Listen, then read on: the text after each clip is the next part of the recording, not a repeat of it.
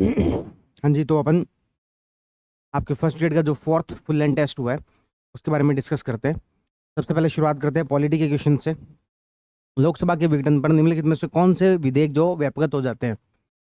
तो ये आपको क्लियर बताया हुआ है कि लोकसभा जो है वो अपवित्र है। लोकसभा का हाथ लग गया तो बिल क्या हो जाएगा? व्यापक हो जाएगा। और यदि प्रेसिडेंट आ गया कहीं पर तो फिर वो बिल जो वो बच जाएगा। तो इस कैलकुलेशन के हिसाब से देख लो। पहला कह रहा है लोकसभा में पेश विधेयक और लोकसभा में लंबित। लोकसभा में पड़ा है ना, तो ये तो क्या हो जाएगा? व्यापक हो जाएगा। दूसरा, लोकसभा में पेश विधेयक और राज्यसभा में लंबित। लोकसभा के हाथ तो लगे हैं ना, व्यापक हो जाएगा। राज्यसभा द्वारा पारित विधेयक और लोकसभा में लंबित। लोकसभा के हाथ लग गए तो क्या हो जाएगा? व्यापक हो जाएगा। दोनों सदनों द्वारा पारित और राष्ट्रपति द्वारा पुनर्विचार के लिए लौटाया गया। ठीक है, तो यानी कि ये राष्ट्रपति के हाथ लग गए, ये व्यापक नहीं होगा। पूछा गया था कौन से विधेयक व्यापक हो जाते हैं? विकल्प 1, 2, 3। आंसर क्या आ जाएगा? ए। ठीक है ना। सिंपल सा याद रखना है कि लोकसभा इज इक्वल टू अपवित्र और राज्य प्रेसिडेंट इज इक्वल टू गंगाजल। आगे बढ़ते हैं। लेकिन निम्नलिखित में से किसके आहरण के लिए संसदीय अनुमोदन की आवश्यकता होती है? अरे भाई, एक ही तो होती है, भारत की संचित निधि, कंसोलिडेटेड फंड ऑफ इंडिया। उसमें से पैसा निकालना है तो संसद की अप्रूवल की आवश्यकता होती है। बाकी जो दोनों है, भारत की आकस्मिक निधि, भारत का लोक लेखा निधि, ये आकस्मिक निधि तो प्रेसिडेंट के अधीन होती है। प्रेसिडेंट के बिहाफ पर वित्तीय सचिव जिसको चलाता है ना, तो इसका कोई लेना देना ही नहीं है संसद से। तो इसमें तो केवल क्या आ जाएगा? 1, भारत की संचित। अच्छा, ये कह रहा है कि आवश्यकता निम्न में से किसकी नहीं होती है, तो क्या आ जाएगा? 2 और 3, बी आ जाएगा आंसर।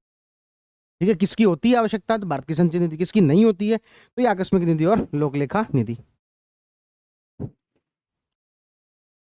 निम्नलिखित प्रश्नों का उत्तर करना है। पहली बात, निम्नलिखित ग्रंथों पर विचार कीजिए। और यहाँ पर क्या पूछा है? सत्य। सबसे पहले हैबिट, इसको बनाएंगे। उसके बाद कह रहे हैं 1996 से राष्ट्रपति चुनाव के नामांकन के लिए प्रस्तावकों और अनुमोदकों की संख्या बढ़ाकर 50-50 कर दी गई है। अपन बहुत जल्दीबाजी में होंगे और अपन को लगेगा हाँ हाँ ये स्टेटमेंट तो एकदम सही लग रहा है, हालांकि यहाँ पर थोड़ा सा झोल है। ये 1997 है, पर एक बार के लिए मैं मान लेता हूँ कि भाई ये आपको सही लगा होगा। क्यों? क्योंकि 96 और 97 पर उतना ध्यान नहीं जाता है ना, ऑब्वियस सी बात है। लेकिन पहले मैं इस प्रश्न को पढ़ना चाहता हूँ, ये वाला स्टेटमेंट पढ़ना चाहता हूँ, क्योंकि ये बहुत आसान प्रश्न था, किया जा सकता था। यदि आप पहले और दूसरे स्टेटमेंट में फंस जाते तो फंस सकते थे। फैक्चुअल भी है और बहुत ही छोटी सी गलती करवाई है, बहुत ही छोटी सी गलती। लेकिन तीसरे और चौथे में अच्छी खासी ध्यान जाने योग्य गलती आपसे करवाई है। पहला, संसद सदस्य के रूप में चुनाव के लिए योग्य व्यक्ति राष्ट्रपति के चुनाव के लिए भी योग्य है। भाई यहां पर लोकसभा आएगा या फिर संसद आना था? आपको नहीं लगता कि लोकसभा के लिए जो योग्य है वो राष्ट्रपति? अपन ने पढ़ा था ना प्रेसिडेंट की योग्यता के अंदर, और वाइस प्रेसिडेंट में पढ़ा था राज्यसभा। लेकिन यहां पर इसने क्या लिख दिया? संसद। फोर्थ तो क्या है? गलत है। फोर्थ को गलत करते 2 ही ऑप्शन आते हैं। अब आप जो दूसरा और तीसरा ना भी पढ़ो तो भी कोई फर्क नहीं पड़ता। ठीक है ना। तो और दूसरा तो सही है ही है, तीसरा गलत है ही है। अब ये पहले वाले में अब आपका कन्फ्यूजन होगा, तो ये 1996 की बजाय क्या है? 97। मैं ये नहीं कह रहा कि आपको 96 97 कन्फ्यूजन नहीं हो सकता था, लेकिन मैं कह रहा हूं कि आपको बी और सी में कोई आंसर करके आए हो तो माफी लायक है, लेकिन ए और डी में से कोई आंसर करके आ गए तो माफी लायक भी नहीं है। क्योंकि ये वाला स्टेटमेंट जो वो आसान स्टेटमेंट था, इसलिए मैं कह रहा हूं कि आप एक एक स्टेटमेंट को एक एक प्रश्न मान के करो। सिर्फ यहां पर देख लिया और पहले में लगा दिया टिक फटाफट, नहीं। ठीक है, आगे बढ़े। वह कौन सा कथन लोकसभा अध्यक्ष की भूमिका के संबंध में सही है? क्या पूछ रहे हैं? सही है। मतदान बराबर की स्थिति में निर्णायक मत देता है, बिल्कुल कास्टिंग वोट देता ही है। वह राष्ट्रपति से उच्च पद रखता है, रखता है क्या? वह केवल अपने दल के पक्ष में कार्य करता है। वह राज्यसभा की कार्यवाही भी संचालित करता है। अरे यार, कितने आसान स्टेटमेंट बनाए हैं, बहुत सिंपल सी बात है।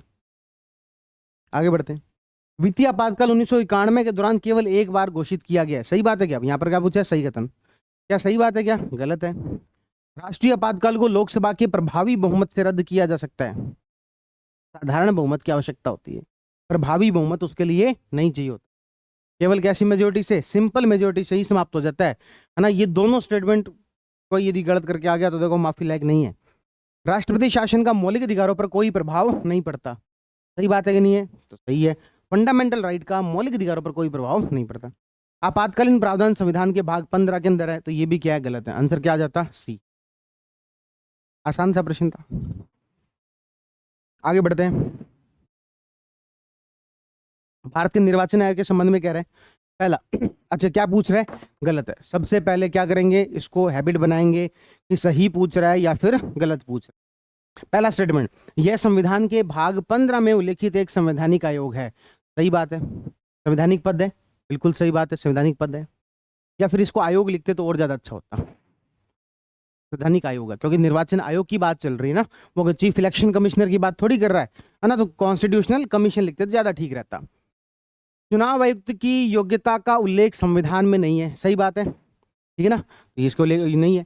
सेवानिवृत्ति के बाद पुनर्नियुक्ति पर कोई प्रतिबंध नहीं है, ये भी अपन ने पढ़ा था।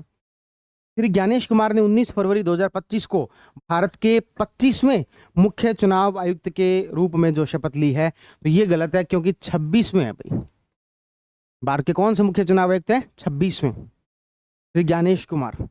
बस ये है कि आपसे यहाँ पर गलत करवाया। बाकी मैं कह रहा हूँ कि यदि आपको यहाँ पर कंफ्यूजन हो सकता था कि 19 फरवरी भी हम गलत दे सकते थे, हम आपको ये 25वां भी गलत दे सकते थे, दोनों गलत दिए जा सकते थे, बस आपको ये तीनों स्टेटमेंट पर एकदम कॉन्फिडेंस होना चाहिए। और ये तीनों जो स्टेटमेंट है, ये बेसिक के अंदर अपन पढ़ते हैं, इलेक्शन कमीशन ऑफ इंडिया के अंदर अपन ने पढ़ा है, तो ये तीनों स्टेटमेंट के ऊपर एकदम कॉन्फिडेंस होता तो आप चौथे को आराम से गलत मान सकते थे। लेकिन कई बार उतना कॉन्फिडेंस अंदर से आता नहीं है ना, क्योंकि फैक्ट तो मैंने मान लिया, आपको नहीं पता फैक्ट, मुझे खुद को नहीं पता, 19 फरवरी को लिया, मुझे नहीं पता, ठीक है ना। और 25 में थे, हाँ 25 में तो मैंने क्लास में करंट अफेयर के दौरान बताया था, 26 में थे, लेकिन 19 फरवरी तो 100% याद नहीं रह सकता। तो लेकिन पहले तीन जो स्टेटमेंट है वो 100% बताया मुझे कि सही है, इसमें कुछ भी गलत नहीं है, आंसर यही बचता है, डी आ जाएगा। ठीक है, अब चलते हैं हिस्ट्री वाले क्वेश्चंस पर। हुमायूं के मकबरे के बारे में निम्नलिखित में से कौन सा कथन सही है। इसे दिल्ली में मिर्जा ग्यास ने बनाया था। मिर्जा ग्यास ने बनाया था या फिर हाजी बेगम ने बनाया था, बिल्कुल हाजी बेगम ने बनाया था। यह पंचरत्न नालंदा से प्रभावित था। और कह रहे हैं ये चार बाग शैली और दोहरे गुंबदों को वास्तु विरोध का सामना करना पड़ा। अरे भाई यही तो वो जगह थी जहां से चार बाग शैली आती है, डबल डोम आता है। इससे पहले तो शाशाराम के मकबरे में भी देखने को मिला था, है ना। फिर ये हुमायूं का मकबरा और शाशाराम का मकबरा, यही तो चीजें हैं जहाँ से चार बाग शैली वगैरह चीजें आती हैं। पूछ क्या रहा है, कौन सा कथन सही है, तो कौन सा कथन सही है, तो केवल दो जो है वो सही है, ये भी गलत है, ये भी गलत है। ठीक है, अगला स्टेटमेंट, उल्लेखित साहित्यिक कृतियों के बारे में बताइए। दुर्गेश नंदिनी 1865 में बंगाली में प्रकाशित हुई और मुगल अफगान प्रेम कहानी को चित्रित करती है। हो सकता है आप में बहुत सारे लोगों को ना पता हो, है ना। पूछा गया इसने निम्न में से कौन सा गलत है। आनंद मठ 1882 में बंगाली में प्रकाशित हुई एक महेंद्र और कल्याणी की कहानी बताती है। आनंद मठ में राष्ट्रीय गीत शामिल है। दुर्गेश नंदिनी में सन्यासी विद्रोह का संदर्भ है। तो दुर्गेश नंदिनी यहाँ पर मुगल अफगान प्रेम कहानी बता रही है, तो कहाँ सन्यासी विद्रोह आ गया। तो पहला स्टेटमेंट के साथ चौथा स्टेटमेंट वैसे ही मैच नहीं खा रहा। हालांकि ये फैक्चुअल क्वेश्चन था, पता होना चाहिए था तभी निकल सकता था। ये तो चलो ठीक है, अब आंसर पता है इसलिए अपन ऐसे कुछ लॉजिक बिठा रहे, बाकी पता होना चाहिए था कि सी जो स्टेटमेंट है वो क्या है, गलत है। दुर्गेश नंदिनी में सन्यासी विद्रोह का नहीं है, आनंद मठ के अंदर सन्यासी विद्रोह का जिक्र है। इसके अंदर है, आनंद मठ के अंदर। स्वामी विवेकानंद जो है रामकृष्ण मिशन परमहंस से पहली बार बंगाल के दक्षिण कालेश्वरी मंदिर जो था वहां पर मिले, है ना। उन्होंने जो है दक्षिणा ग्रहण की और रामकृष्ण परमहंस भी बहुत खुश हुए और कहा कि भाई तुम में एक ईश्वर का रूप जो दिखाई देता है, तो इस तरीके से खूब उनकी तारीफ की। लेकिन ये यहाँ पर पूछ रहे हैं गलत कथन, तो कह रहे विवेकानंद पहली बार दक्षिणेश्वर काली मंदिर में रामकृष्ण परमहंस से मिले और उनका गुरु स्वीकार कर लिया, ठीक बात है। रामकृष्ण ने घोषणा की कि विवेकानंद कभी भी किसी भी रूप में अभिव्यक्ति में ईश्वर को महसूस नहीं कर पाएंगे। अरे भाई ये तो कॉमन सेंस वाली बात है कि ये स्टेटमेंट कैसे सही हो सकता है, ये स्टेटमेंट सही कैसे हो सकता है। गुरु जो है वो अपने शिष्य को इतना कठोर शब्द, कभी भी किसी भी रूप में ईश्वर को अनुभव नहीं कर पाएंगे। तो दूसरा स्टेटमेंट 100% क्या है, गलत है। विपिन चंद्र पाल के बारे में निम्नलिखित कथनों पर संदर्भ कीजिए। तो बाकी सारी बातें सही है। प्राथमिक शिक्षा मिशनरी स्कूल में हुई, उत्कृष्ट कवि थे, नृत्य कला देवी से विवाह करके विधवा पुनर्विवाह का समर्थन किया, लेकिन वो केशव चंद्र सेन से प्रभावित थे, ऐसा कुछ देखने को विपिन चंद्र पाल के बारे में। अच्छा, प्राथमिक शिक्षा मिशनरी स्कूल में हुई, केशव चंद्र सेन से प्रभावित थे, उत्कृष्ट कवि, पत्रकार और समाज सुधारक थे, पूछा गया इनमें से कौन सा कथन गलत है ना। तो यहाँ पर नृत्य कला देवी से विवाह करके विधवा पुनर्विवाह वाली बात क्या है, गलत है। आंसर क्या आ जाएगा, बी आ जाएगा। ठीक है। 1897 के प्लेग और उससे जुड़े क्रांतिकारी के बारे में आप जानते होंगे। दामोदर बंधु जो थे उन्होंने रैंड और एरेस्ट को मार दिया क्योंकि शिवाजी ने एक न्यूज़पेपर के अंदर कृष्ण वाली बात लिखी थी कि भाई ऐसी कोई बात हो तो चुप रहना मुद्दे का हल नहीं है, यदि आप चुप हो तो आप अपने आप में क्या हो, समस्या हो। और इस आधार पर जो उन्होंने मार दिया। जब कोर्ट में केस चला तो तिलक को भी इसके अंदर दोषी बनाया गया कि तुम्हारे न्यूज़पेपर्स ने उकसाया इनको, इसलिए तिलक को भी यहाँ पर 18 महीने की सजा हुई। तो ड्यूरिंग द प्लेग एपिडेमिक इन पुणे, पुणे के अंदर जब ये था तो चापेकर बंधुओं ने ब्रिटिश अधिकारियों रैंड और एरेस्ट की हत्या कर दी। तिलक ने इस हत्या की तुलना शिवाजी द्वारा अफजल खान की हत्या से की थी। इस मामले में तिलक पर राजद्रोह का आरोप लगाया और उन्हें 18 महीने की जेल की सजा हुई है। तीनों बातें सही है। उन्होंने चापेकर बंधुओं का बचाव किया, खुद का ही बचाव नहीं कर पाए, है ना। तो ये चौथा स्टेटमेंट क्या है, गलत है। कौन सा कथन गलत है, तो आपके चौथा स्टेटमेंट यहाँ पर गलत है। ठीक है। तो ये अपन ने क्वेश्चन डिस्कस किए पॉलिटी और हिस्ट्री के। ठीक है। हेलो स्टूडेंट्स, अब हम बात करते हैं जनरल साइंस से संबंधित महत्वपूर्ण प्रश्नों की जो कि आपके टेस्ट पेपर के अंदर लिए गए हैं। एक क्वेश्चन था, आपके निम्नलिखित कथनों पर विचार कीजिए। Consider the following statements. First statement क्या है, शीर्षस्थ विभिज्यों तक तने और जड़ के बढ़ते हुए सिरों पर मौजूद होता है। Apical meristem is present at the growing tips and stems and root. Meristematic tissue जो होता है उसका एक पार्ट होता है एपिकल मेरिस्टेमेटिक टिश्यू। शीर्षस्थ विभिज्योतक की ऊतक जो कि रूट एंड स्टेम के अपेक्स पार्ट पर पाया जाता है, ये रूट और स्टेम की लंबाई में ग्रोथ करता है। जब हम प्लांट लगाते हैं तो स्टार्टिंग में प्लांट की रूट छोटी होती है, स्टेम छोटा होता है। धीरे धीरे स्टेम की भी हाइट बढ़ती है और रूट की भी डेप्थ बढ़ती है। वो किसकी वजह से बढ़ती है, तो याद रखना एपिकल मेरिस्टेमेटिक टिश्यूज की वजह से बढ़ती है। तो पहला स्टेटमेंट हमारा राइट है। दूसरा है कोलेनकाइमा पौधों को कठोर और अकड़ा हुआ बनाता है, नहीं। Collenchyma makes the plant hard and stiff, नहीं। कोलेनकाइमा तो लचीलापन प्रदान करता है, सॉफ्टनेस देता है। जैसे ये हमारा कोई प्लांट है, इससे एक शाखा निकली तो आप देखा होगा भाई यहाँ पर थोड़ा सा थिकनेस होती है। यहाँ पर ये वाले जो टिश्यू होते हैं इनको कहा जाता है कोलेनकाइमा। क्या कहते हैं इनको, कोलेनकाइमा कहते हैं। और ये कोलेनकाइमा क्या काम करते हैं, पौधों के नवोद्भित भागों को मैकेनिकल सपोर्ट देते हैं, यांत्रिक सहारा प्रदान करने का कार्य करते हैं। तो दूसरा हमारा ऑप्शन गलत है। तीसरा है स्क्लेरोनकाइमा, जिसको हिंदी में कहते हैं दृढ़ ऊतक, जो कि कठोर होते हैं। क्या इनकी कोशिकाएं आमतौर पर मृत होती हैं? Cells of sclerenchyma are usually dead. बिल्कुल, नारियल का छिलका, अखरोट का छिलका, बादाम का छिलका, मूंगफली का छिलका किसका बना होता है भाई, दृढ़ोतकों का बना होता है, स्क्लेरोनकाइमा टिश्यू का बना होता है। तो पहला और तीसरा राइटमेंट क्या है, सही है। तो हमारा आंसर क्या हो जाएगा भाई, सी हो जाएगा। क्या हो जाएगा, सी। नेक्स्ट क्वेश्चन था हमारे,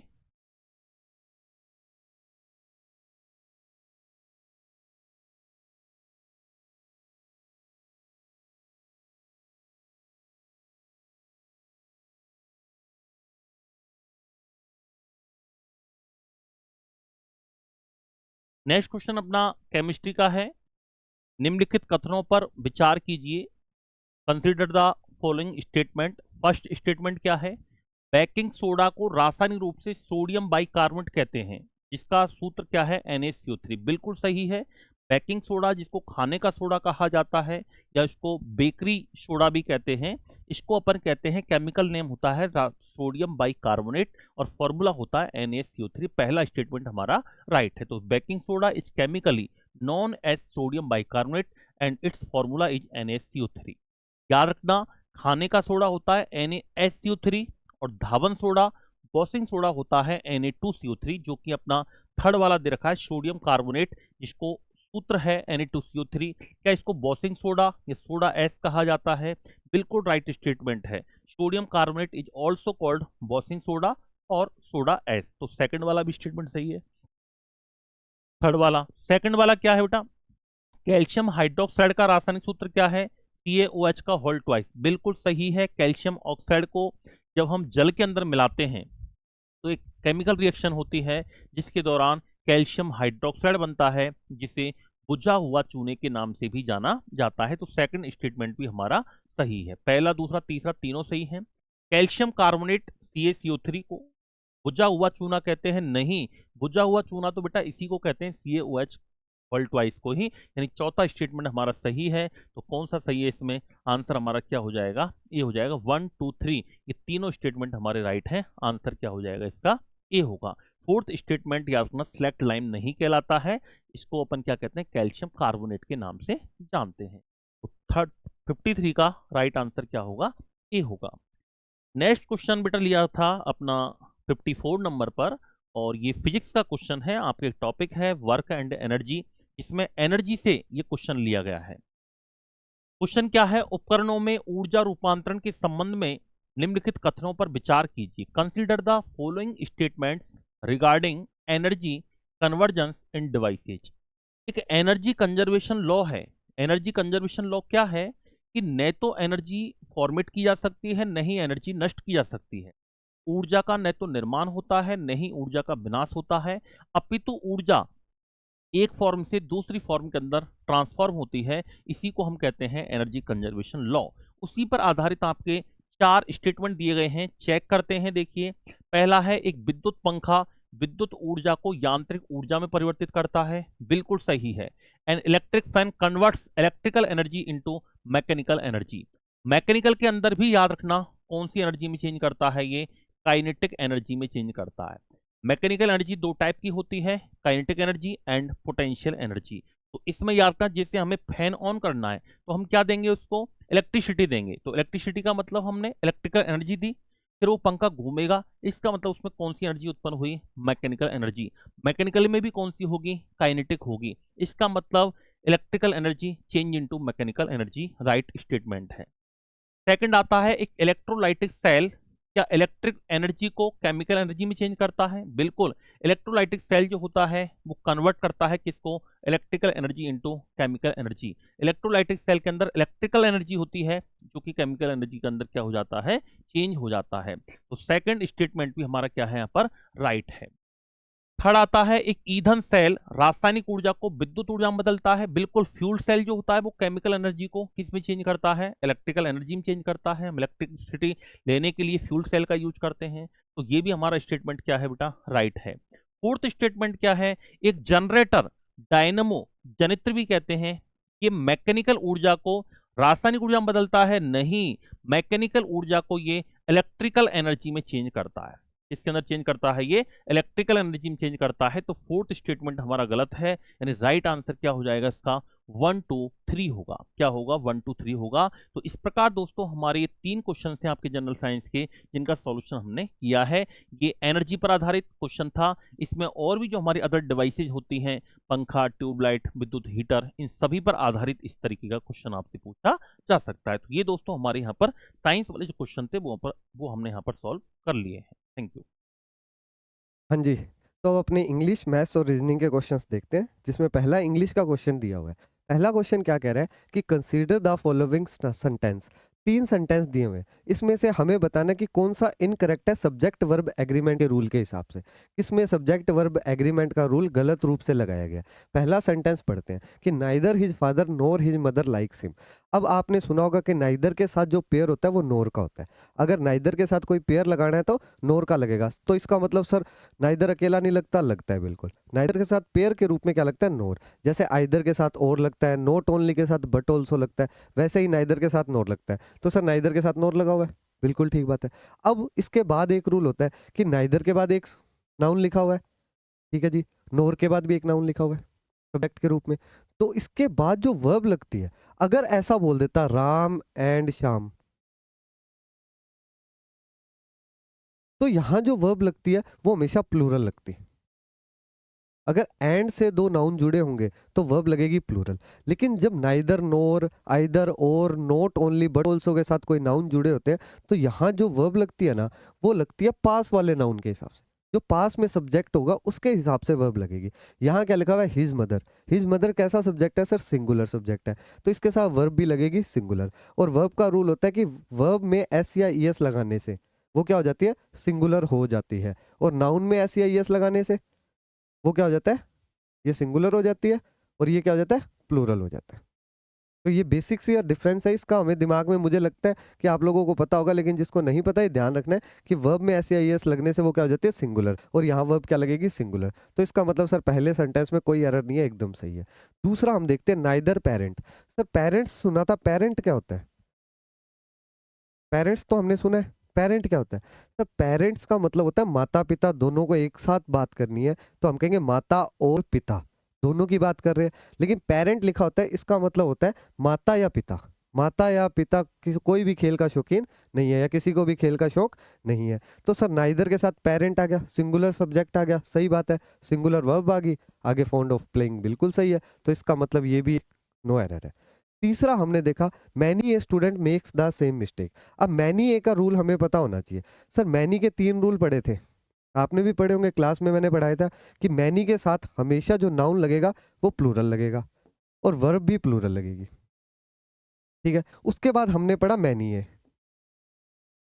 तो मैनी ए का क्या रूल होता है? सर इसके साथ सिंगुलर नाउन लगता है और सिंगुलर ही क्या लगती है, वर्ब लगती है। इसके बाद एक और पढ़ाया था क्लास में, ए ग्रेट मैनी,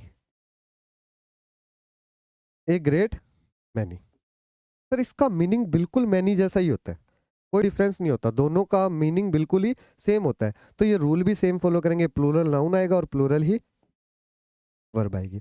बस ए ग्रेट मैनी का यूज किया जाता है ऐसी जगह जहां हमें जोर डालना है संख्याओं पर, कि और बहुत ही लोग आए थे वहां, बहुत सारे लोग आए थे वहां, मोर से ज्यादा अच्छा होता है ए ग्रेट मैनी, ठीक है। तो ए ग्रेट मैनी लगा होगा तो उसके साथ नाउन भी प्लूरल आएगा और वर्ब भी प्लूरल आएगी, ठीक है जी।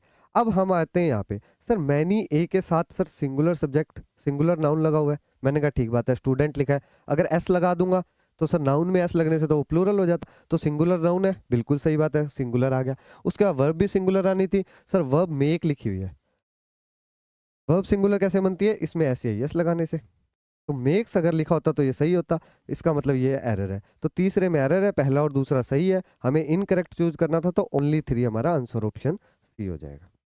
क्लियर है? चलें आगे, चलो दूसरा क्वेश्चन देखते हैं। दूसरा क्वेश्चन ले रहा है ट्रांसफॉर्म इनटू कंपैरेटिव डिग्री। अब हमने पढ़ा होगा 3 प्रकार की डिग्री होती है, एक होती है पॉजिटिव, एक होती है कंपैरेटिव और एक होता है सुपरलेटिव, ठीक है। अब जैसे गुड के बारे में बोलूं, पॉजिटिव डिग्री होती है good, Ram is a good boy, इसका मतलब सिंगल पर्सन की कोई विशेषता बता रहा है, पॉजिटिव रूप से बात कर रहा है कि राम अच्छा लड़का है, बात खत्म। किससे अच्छा है किससे नहीं है वो बात इसमें करता है, कि राम श्याम से अच्छा है, राम इज बेटर देन, इसकी कंपैरेटिव डिग्री होती है बेटर और इसके साथ लगता है देन, ये इसकी पहचान होती है देन, ठीक है जी। उसके बाद मैंने कहा कि तीसरा सुपरलेटिव डिग्री। सुपरलेटिव डिग्री का मतलब होता है कि हम पूरी क्लास की बात करें, पूरी क्लास में सबसे बेस्ट, जितना हमारा डोमेन है उसके अंदर जो बेस्ट चीज होगी उसके लिए हम सुपरलेटिव डिग्री का यूज करते हैं। तो अब यहाँ सुपरलेटिव डिग्री तो क्या होगी, बेस्ट। तो हमें ये भी पता होना चाहिए गुड की अगर कंपैरेटिव डिग्री पूछे तो बेटर और सुपरलेटिव पूछे तो बेस्ट होती है। और एक और रूल पता होना चाहिए कि इसकी पहचान क्या होती है, इसके साथ आर्टिकल दा लगता है, Ram is the best student in this class, तो दा इसकी पहचान होती है, दा हमेशा सुपरलेटिव डिग्री के साथ लगता है, कंपैरेटिव डिग्री के साथ नहीं लगता, ठीक है जी। अब हम चलते हैं अपने क्वेश्चन पे, क्या लिखा है, almonds are at least as nutritious as cashew nuts. क्या कह रहा है कि जो बादाम है वो कम से कम, एटलीस्ट का मतलब होता है कम से कम, न्यूट्रिशियस है किसके जितने, काशू नट्स का मतलब होता है काजू के जितने।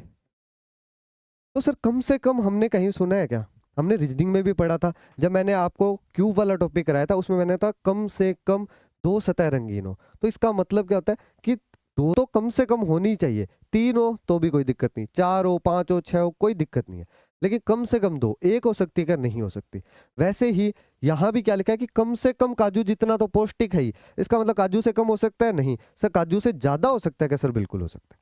ये तो इसकी लाइन का मीनिंग पता होना चाहिए, जो सेंटेंस दिया था इसका मीनिंग पता होना चाहिए। क्यों? क्योंकि अब जो चारों सेंटेंस में हम कंपैरेटिव डिग्री बनाएंगे उसमें मीनिंग थोड़ी चेंज कर देंगे, मीनिंग हमेशा कंपैरेटिव डिग्री में चेंज करेंगे तो सेम ही रहेगा, ठीक है जी। तो जैसे पहला ऑप्शन पढ़ा, लिखा हुआ almonds are not more nutritious than cashew nuts, वो कह रहा है कि बादाम है वो काजू से ज्यादा न्यूट्रिशियस नहीं है, लेकिन सेंटेंस तो कह रहा है कम से कम काजू जितने उससे ज्यादा हो सकते हैं, तो इसका मतलब इसका तो मीनिंग ही गलत है। इसी तरह आप डी ऑप्शन देखोगे कि almonds are less nutritious than cashew nuts, तो यहाँ भी सेम बात बोल रहा है कि कम न्यूट्रिशियस है किससे, काजू से, तो सर ये भी गलत बात कर रहा है, सेंटेंस जैसी बात नहीं कर रहा, है या नहीं है, लेकिन सेंटेंस ने जो बात की है वो बात नहीं कर रहा। अब मैंने कहा आपके पास दो ऑप्शन रह गए। आपने बी ऑप्शन पढ़ा, क्या लिखा है, cashew nuts are not more nutritious than almonds. बिल्कुल सही बात है। जो हमें सेंटेंस में बात कही गई थी कि जो काजू है वो बादाम से ज़्यादा न्यूट्रिशियस तो नहीं है, यही बात बोली है। तो सर इसने बात तो सेंटेंस वाली की है। मैंने कहा सी ऑप्शन भी देख लेते हैं। सी देखा, almonds are not less nutritious than cashew nuts. यहाँ भी सेम बात कर दी कि बादाम है वो काजू से कम न्यूट्रिशियस नहीं है। ज़्यादा हो सकते हैं, बराबर हो सकते हैं, लेकिन कम तो नहीं है, ऐसी बात इसने भी कर दी। तो सर अब मेरे पास दो ऑप्शन है जो सेम मीनिंग दे रहे हैं। और यहाँ देख लो, मोर के साथ देन भी लगा है सर, लेस के साथ देन भी लगा है, ये रूल भी फॉलो हो रहा है। मोर और इनके साथ क्या होता है, देन की तो पहचान होती है। सर पहचान कैसे करूँ? अब मैंने कहा कि एक और बेसिक सा रूल बता रहा हूँ कि यहाँ डायरेक्ट कंपैरिजन किस में हुआ, आमंड्स से हुआ कैशू नट्स का। तो अगर ऐसा ऑप्शन आपको मिल जाए, अगर यहाँ अकेला बी ऑप्शन होता, ध्यान से सुनना, अकेला बी ऑप्शन दिया होता, सी की जगह कोई गलत ऑप्शन दिया होता जैसे ए और डी दिए, तो बी सही माना जाता। लेकिन बी और सी में से सी ज्यादा सही है। यहाँ डायरेक्ट कंपैरिजन बिल्कुल सेंटेंस की तरह किससे किया जा रहा है, आमंड से किसका किया जा रहा है, कैशू नट्स का। तो हमें भी डायरेक्ट कंपैरिजन करना होगा। ये कंपैरिजन तो कर रहा है, ये इनडायरेक्ट कंपैरिजन होता है। समझ गए मेरी बात? तो ऐसे करके बी ऑप्शन गलत हो जाएगा और सी ऑप्शन इसमें सही हो जाएगा। बी ऑप्शन ग्रामेटिकली और रूल वाइज कुछ भी गलती नहीं है, लेकिन यहाँ इससे बढ़िया सी वाला आ गया, इसलिए बी को गलत बोल दिया। तो जैसी बढ़िया चीज आ जाती है, वह आप तो इस एज में ही हो है, कहते हैं अच्छा मिलते ही पहले वाला बाय बाय वाली बात हो जाती है ना, तो वही यहाँ किया अपने ने कि अपने को अच्छा ऑप्शन मिला तो अपने थोड़ा कम अच्छे वाले को कहा भी तू साइड में बैठे एक बार। अब देखते हैं चेंज द वॉइस।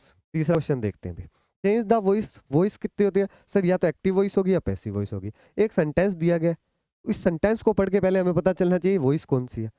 सर मुझे पता है कि पैसिव वॉइस जब होती है उसकी पहचान पता है मुझे। क्या पहचान होती है भाई?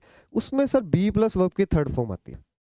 सर सेंटेंस में तो बी प्लस वर्ब की थर्ड फॉर्म कहाँ लिखी है, बी तो लिखा ही नहीं हुआ। मैंने कहा मेरे भाई बी की तीन फॉर्म होती है। फर्स्ट फॉर्म क्या होती है, is am are. Second form क्या होगी, वॉज वर। और थर्ड फॉर्म क्या होती है, बीन। अब लिखी हुई है सर, अब लिखी हुई है सेकंड फॉर्म लिखी हुई है बी की, और उसके साथ वर्ब की थर्ड फॉर्म लिखी हुई है। बिल्कुल सही है सर। ये कौन सा वॉइस हो गया, पैसिव वॉइस। तो हमें अब चार ऑप्शंस में ढूंढना क्या है, इसका एक्टिव वॉइस ढूंढना है। तो सेंटेंस पढ़ते पहली चीज ये पता चलनी चाहिए।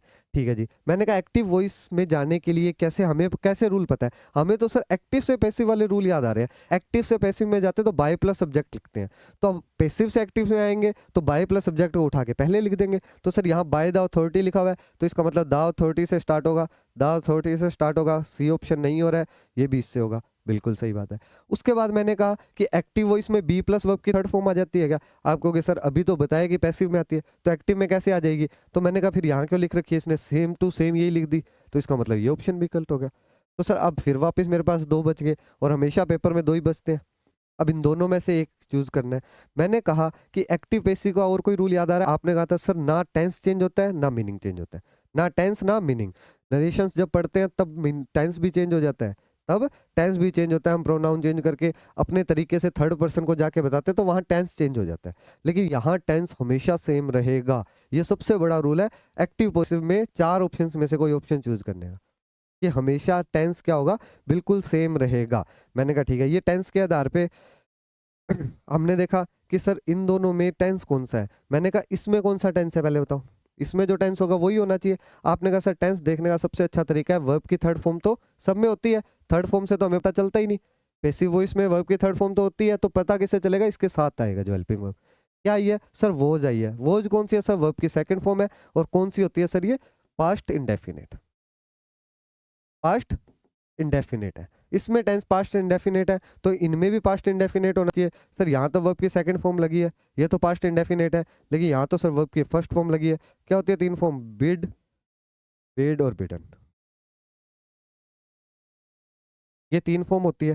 ठीक है जी, तो यहाँ भी सर वर्ब की सेकंड फॉर्म लगी है, लेकिन यहाँ तो वर्ब की फर्स्ट फॉर्म लगी है। इसमें तो टेंस ही सेम नहीं था, इस ऑप्शन को तो पहले काटना चाहिए था, टेंस ही सेम नहीं था, तो इसका मतलब डी भी गलत हो जाएगा। आंसर क्या हो जाएगा, ऑप्शन बी हो जाएगा।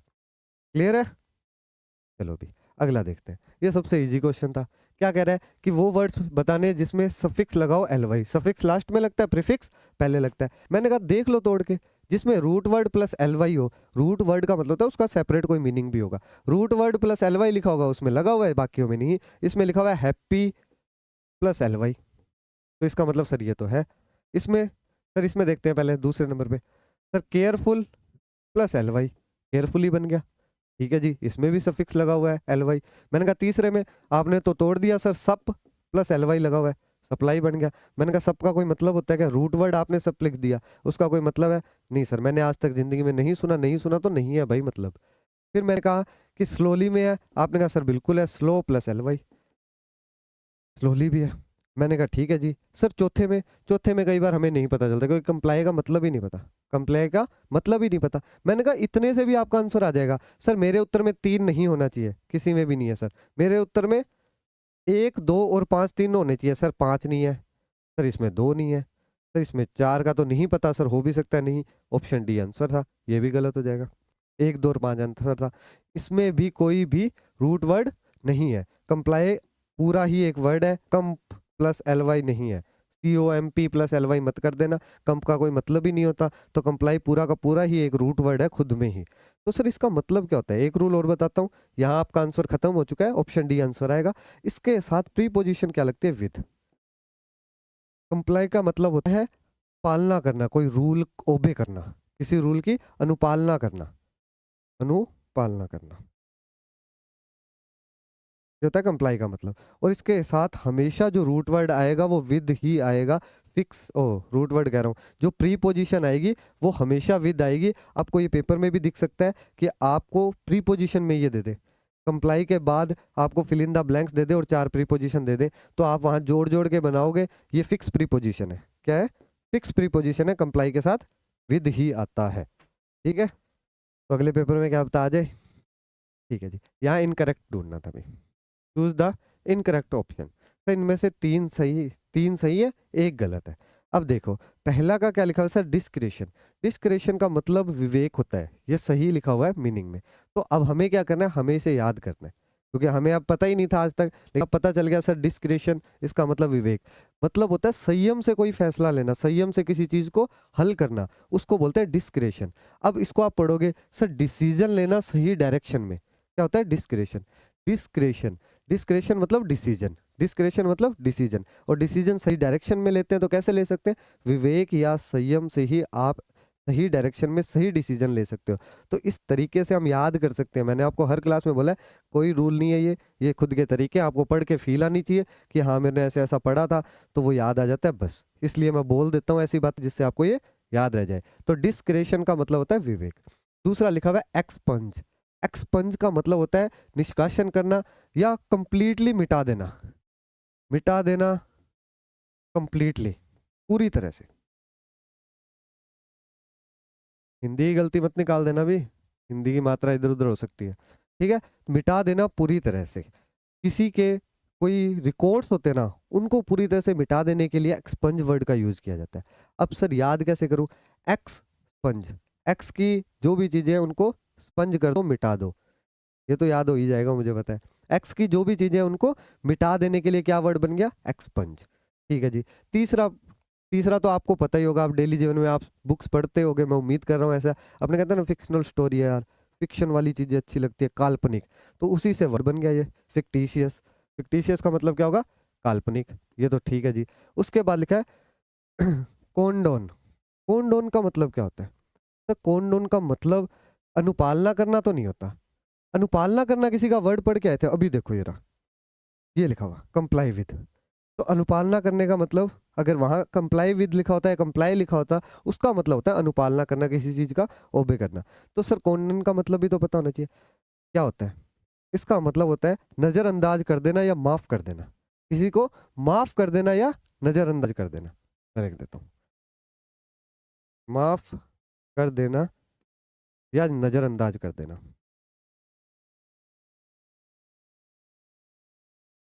तो सर याद कैसे करूं?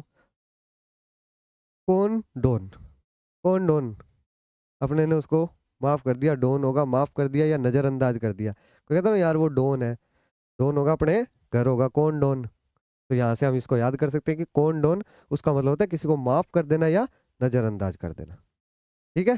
चलो भी अब अगले देखते हैं, रीजनिंग के क्वेश्चंस देखते हैं अपने। अब देखो रीजनिंग का पहला क्वेश्चन क्या दिया हुआ है? सर किसी कोडेड लैंग्वेज में है ना, ईगर, EAGER, ईगर को क्या लिखा गया है? BXJBU, BXJBU लिखा गया। ठीक है, इसके बाद एक और दिया हुआ है, पहले एक तो देख ले। मैंने कहा क्या करते हैं, पहली चीज सर नंबर लगा लो, 5, 1, 7, 5 और 18। इसके बाद लगा लिया 2, 24, 10, 2 और 21।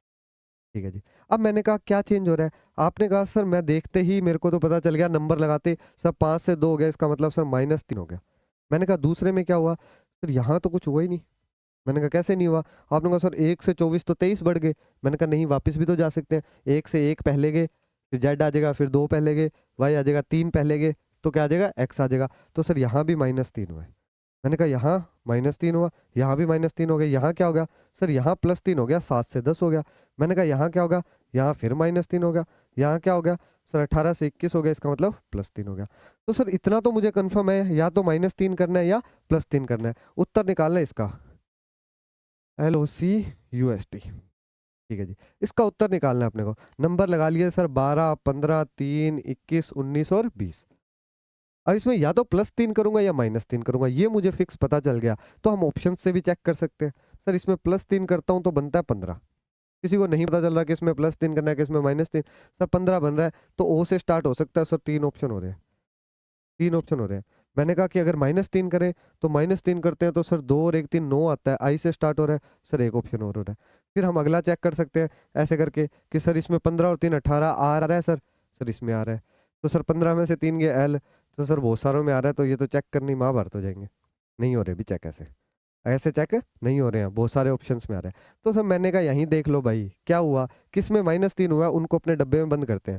सर इसमें -3 हुआ, फिर इसमें -3 हुआ, फिर इसमें -3 हुआ। जैसे ही डब्बे में बंद करेंगे हमें दिख जाएगा कि सर 2 चीज़ें होती है, वोवल्स और कॉन्सोनेंट्स,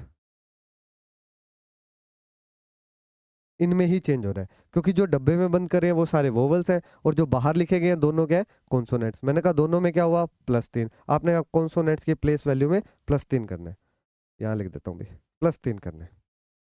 और वोवल्स में क्या करना है, सर -3 करना है। हो सकता था ऑप्शन से चेक हो जाता, लेकिन नहीं हो रहा। अभी बहुत सारे ऑप्शन मैंने ही बनाए हैं, ऐसे कंफ्यूज कर दिया, मुझे ही कंफ्यूज कर दिया है।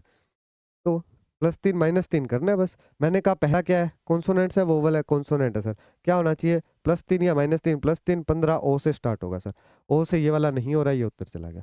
उसके बाद अगला क्या होना चाहिए, सर अगला तो एक वोवल है, वोवल में क्या होना चाहिए, सर -3 होना चाहिए। 12 में से 15 में से 3 के 12, 12 पे क्या आता है एल, तो सर ओ के बाद तो एल आएगा, ये भी चला गया। तो उसके बाद अगला ही चेक करना है। अगला सर सी क्या है, सर एक कॉन्सोनेंट है, कॉन्सोनेंट में 3 जोड़े क्या आ जाएगा सर, एफ आ जाएगा। तो OLF आंसर आना चाहिए सर, OLG आ रहा है, OLF ऑप्शन डी हमारा आंसर हो जाएगा। बस इससे आगे चेक करना जरूरी थोड़ी है, पेपर में इतना ही करना है। 3 ऑप्शन कट गए तो चौथा आंसर होगा, हम ये मानते हैं और हम ये भर के आएंगे। क्लियर है, चलो अभी सेकंड क्वेश्चन देखते हैं। सेकंड क्वेश्चन क्या कह रहा है कि एक T20 अंतरराष्ट्रीय मैच की एक पारी में क्या हुआ जी, बैट्समैन थे रैना, युवराज, कोहली, धोनी, रहाणे और धवन। उन्होंने डिफरेंट डिफरेंट स्कोर बनाया होगा। ठीक है जी, कितने बल्लेबाजों ने धोनी से अधिक रन बनाए, how many batsmen have score more runs than Dhoni. तो अपने को धोनी भाई थाला फोरे रीजन से कंपेयर करना है कि किसने उससे ज्यादा रन बनाए, किसने उससे कम बनाए। तो हमने कहा हमारे पास 3 ऑप्शन है, देखते हैं किससे उत्तर आता है। पहले से ही आ जाएगा कि पहले दूसरे को मिला के आएगा, कि पहले दूसरे तीसरे को मिला के आएगा, या तीनों को मिला के भी नहीं आएगा। हमने कहा चेक करते हैं। रहाणे ने युवराज से 7 रन कम बनाए, ये रहाणे साहब था, इसने युवराज से कितने कम बनाए सर, 7। ठीक है जी। और रैना से 10 रन अधिक बनाए, ये रैना साहब थे। ठीक है जी, रैना से कितने अधिक बनाए सर, 10। ऐसे लगा देते निशान, रैना से 10 रन अधिक बनाए। पहले सेंटेंस से पता चला धोनी, सर नाम ही नहीं आया धोनी का, तो पहला तो ये आ गया। दूसरे में क्या लिखा हुआ है, कोहली ने 56 रन बनाए हैं जो धोनी से 8 कम है। तो सर ये धोनी साहब थे, इससे 8 कम है कोहली साहब के। ठीक है, इसने रन कितने बनाए, 56। बाकी किसी के रन नहीं पता अभी तक। सर दूसरे से आंसर आया, नहीं आया। मैंने कहा पहले दूसरे को मिला के आ सकता है, आपने कहा सर धोनी को कहाँ रखूं, किसी के साथ कोई संबंध ही नहीं दे रखा, तो दूसरे से भी आंसर नहीं आ रहा। मैंने कहा तीसरा देख लेते हैं, पहले से भी नहीं आया, दूसरे धवन ने रैना से 3 रन अधिक बनाए। हाँ जी, अब बीच में कहीं गया है। मैंने कहा धवन ने रैना से 3 रन अधिक बनाए, इस अकेले से तो उत्तर आएगा नहीं, इसको किसी के साथ मिक्स करता हूँ। सर रैना ये रहा, इसके साथ मैंने धवन को बिठाया, 3 रन अधिक बनाए, तो यहाँ बीच में कहीं बैठ गया धवन साहब, ये बैठ गए जी। तो मैंने कहा धोनी के अभी भी बता दोगे क्या, धोनी से कितने बैट्समैन ऐसे थे इसने 56 बनाए। अब यहाँ दे दे कि युवराज ने इतने बनाए, तब हम बता सकते हैं कि धोनी से कम बनाए थे। एक लाइन की जरूरत थी कि किसी के भी हमें रन दे देता, किसी एक के भी ऐसे देता कि इसने इतने रन बनाए, कि यहाँ लास्ट में लिखता धवन ने रैना से 3 रन अधिक बनाए या 70 रन बनाए, ऐसा लिख देता। 70 बनाते हमें पता चल जाता कि धोनी के इससे 8 कम थे, मतलब 8 ज्यादा होंगे, धोनी इससे नीचे आ जाएगा और इतने जने ऊपर थे। तो हमने तीनों को मिक्स किया तब भी हमारा आंसर नहीं आएगा। हमें एक इंसान या एक बैट्समैन के नंबर और पता होने थे, उसने कितने नंबर रन बनाए, नंबर्स पता होने जरूरी थे कि इतने रन बनाए, तो वो हमें नहीं पता। तो सर पहले से नहीं आया, दूसरे से नहीं आया, दो को मिला के भी नहीं आया, तीनों को मिला के भी नहीं आया। तो मैंने कहा अब ऑप्शन देखो, पहला लिखा हुआ है 1 व 2 एक साथ पर्याप्त है, नहीं सर। कथन 1 व 3 पर्याप्त, नहीं सर। तीनों कथन एक साथ प्रश्न का उत्तर देने के लिए पर्याप्त, नहीं। तो हमारा आंसर क्या हो जाएगा, ऑप्शन डी, कि तीनों से ही आंसर नहीं आ रहा है। क्लियर है? इसके ऑप्शंस ध्यान से भरने होते हैं, ध्यान रखना, पहले कह रहा हूँ। ऑप्शन सी इसका खेल है। अब क्या लिखा है, इन शब्दों को अंग्रेजी वर्णमाला क्रम में व्यवस्थित करें और जो सबसे अंत में जाए आएगा उसे टिक करना है। अपने को बताना है कि अगर ये डिक्शनरी में लिखे होते ये 5 वर्ड, तो इनमें सबसे पहले कौन सा आता। और बहुत ही इजी पेपर बना रखे तो है। क्या आता, कौन सा आता भाई सबसे पहले? सर जो ABCD में पहले आता वो पहले नंबर पे आता, जो ABCD में दूसरे में आता वो दूसरे पे आता। मैंने कहा सारे स्टार्ट ए से हो रहे हैं, नहीं पता चलेगा। फिर सेकंड लेटर देखेंगे, सर इसका ए के बाद बी है, अगर सर किसी और में बी होगा तो हम उन दोनों को कंपेयर कर लेंगे, नहीं तो ये पहले नंबर पे आ जाएगा। तो ए के साथ बी कहीं और है, नहीं है, तो पहले नंबर पे तो पहला ही आ रहा है सर। दूसरे नंबर पे कौन सा आएगा? सब ये 4 रह गए, चारों में देखा दूसरा तो सी है। मैंने कहा फिर तीसरा देख लेते हैं। तीसरा सर यहाँ एच है, यहाँ क्यू है, यहाँ टी है, यहाँ तो वापस सी आ गया। इनमें सबसे पहले सी आता है, तो दूसरे पे आ जाएगा तीसरा नंबर। ठीक है जी। उसके बाद मैंने कहा ये भी हो गया, ये भी हो गया। अब ये 3 रह गए। अब मैंने कहा तीसरा वर्ड मैंने देखा यहाँ एच है, यहाँ क्यू है, यहाँ टी है, तो पहले कौन आता है? सर पहले एच आता है, जी के बाद एच, एच 8 पे आता है सर, 8 पे आता है। क्यू कितने पे आता है सर? 17 पे आता है। टी तो 20 पे आता है, तो पहले आएगा 5वां, फिर आएगा चौथा, उसके बाद आएगा दूसरा। तो इसने पूछा भी ये था कि सबसे अंत में जो आएगा, सर सबसे अंत में कौन सा आएगा? अगर डिक्शनरी खोल लेंगे और ऐसे लिखे होंगे ये ABCD वाले सारे, तो उसके अंदर सबसे लास्ट में अगर हम डिक्शनरी में ढूंढोगे ना जाके, तो कौन सा वर्ड आएगा? 2 नंबर वाला आ जाएगा। तो 2 नंबर वाला हमारा आंसर हो जाएगा। कहाँ लिखा हुआ है जी? ये रहा, ऑप्शन ए हमारा आंसर आ गया। क्लियर है? ठीक है जी। चलो अभी आगे चलते हैं। अगला क्या लिखा हुआ है? 1 जनवरी 2006 को रविवार था। ये तो बहुत ही इजी सा दे दिया। क्या दिया है सर? 1 जन 2006 को क्या था? संडे था। ये लिख लेते हैं, संडे था अभी। उसके बाद उसने पूछा है तो 1 जन 2010 को क्या वार होगा? सबसे पहली बात हमें ओड डेज पता होने चाहिए। अगर आपको वैसे भी ओड डेज पता था कि सर नॉर्मल ईयर में 1 होता है और लीप ईयर में 2 होते हैं। क्यों होते हैं? 365 दिन होते हैं नॉर्मल ईयर में। इसको 7 से भाग देने पे शेषफल क्या बचता है? 1। तो ये 1 क्या होता है? विषम दिन या ओड डेज। इसी तरह लीप ईयर को, अधिवर्ष को कितने दिन होते हैं? 366। इसे भी 7 से भाग करोगे तो क्या आ जाएगा? 2 हमारे ओड डेज या फिर विषम दिन आ जाएंगे। ओड डेज का मतलब होता है जितने ओड डेज आएंगे उतना दिन आगे चला जाएगा। अगर 1 ओड डेज आता है तो अगला दिन इससे क्या आ जाएगा? सोमवार। 2 आ जाएंगे तो मंगलवार, 3 आ जाएंगे तो बुधवार। अगर जुड़ेगा तो और घटेगा तो पीछे चले जाएंगे। 1 घटाना है, रविवार में से 1 दिन घटा देंगे। ठीक है जी। अब कैसे निकालते थे इसका? सर यहाँ डेट तो सेम है, डेट का तो कोई लेना देना नहीं है, तो क्या इनमें ओड डेज निकाल लेते हैं। इन दोनों में ओड डेज कैसे निकलेंगे? सर मैं टोटल सन देखता हूँ कितने कितने ईयर्स है। सर 6 से 10 तक 4 साल है। 4 साल। मैंने कहा हर साल में या तो 1 ओड डे होता है या 2 होता है। एक तो सब में ही होगा, एक तो सब में ही होगा। अगर मैं कह दूं कि आप भूल जाओ एक बार कि लीप ईयर कोई नाम भी ऐसा, आपने कहा सर 4 साल है तो 4 ओड डे आ गए, सब सालों के 1-1 ओड डे लिख लिए। सब सालों के नहीं, सालों के, सब ईयर्स के। ठीक है जी। सब ईयर्स के अपने ने 1-1 ओड डेज लिख लिए। अब मैंने कहा अब अपने देख लेते हैं लीप ईयर कौन कौन से अधिवर्ष है, उनके 1-1 और जोड़ देंगे। मैंने कहा देखो 2006 है क्या? नहीं। 2007 है? नहीं है। 2008 है? बिल्कुल है सर। 2008 के बाद 2009 और 2010 में से कोई है? नहीं है सर। तो सर इसका 1 ओड डेज रह गया। मैंने कहा 1 ओड डेज लिख लो। आपने कहा सर 4 और 1 5 विषम दिन आ गए, 5 ओड डेज आ गए। मैंने कहा प्लस का आया कि माइनस का आया? ओड डेज में ये चीज ध्यान रखते थे सर। अगर आगे जाते हैं जिंदगी में तो प्लस, पीछे देखेंगे तो माइनस। मैंने कहा संडे किस दिन का पता है अपने को? 2006 का। जाना किस दिन है सर? 2010 में। कहाँ जाना है? फ्यूचर में जाना है, आगे जाना है, तो इसका मतलब प्लस होगा, +5 कर देंगे। अब संडे में 5 जोड़ा तो क्या आता है? जोड़ लेना, मंगलवार बुधवार वीरवार शुक्रवार ऐसे करके जोड़ लेना। सोमवार मंगलवार वीरवार, सोमवार मंगलवार बुधवार वीरवार और शुक्रवार, तो क्या आ जाएगा? फ्राइडे। ऑप्शन सी हमारा आंसर है। क्लियर है? तो क्या निकाल देंगे? दोनों ईयर्स के और डेज निकाल लेंगे। ठीक है, यहाँ रीजनिंग भी खत्म होती है। अब अपने मैथ्स के क्वेश्चन देखते हैं। मैथ्स का पहला क्वेश्चन क्या दिया हुआ है कि एक परीक्षा में छात्रों के अंकों का वितरण इस प्रकार है कि कुछ आवर्तियां, कुछ फ्रीक्वेंसी ए और बी है वो गायब है। यदि ये ज्ञात हो कि उनका औसत या मीन दे रखा है अपने को, तो ए और बी के मान क्या होंगे? बिल्कुल इजी सा होता है। क्या होता है सर? ये एक्स है, ये एफ है। ऐसे क्वेश्चंस करने का तरीका क्या है कि सर सबसे पहली बात तो हमें इनका टोटल दिया हुआ है 100, टोटल दिया हुआ है 100, तो इसका मतलब ये ए बी और इन सबको जोड़ेंगे तो 100 आना चाहिए। पहला काम तो यही पता है। मैंने कहा जोड़ो, आपने कहा sir A plus 18 plus B plus 24 plus 10 क्या आना चाहिए? 100 के बराबर आना चाहिए।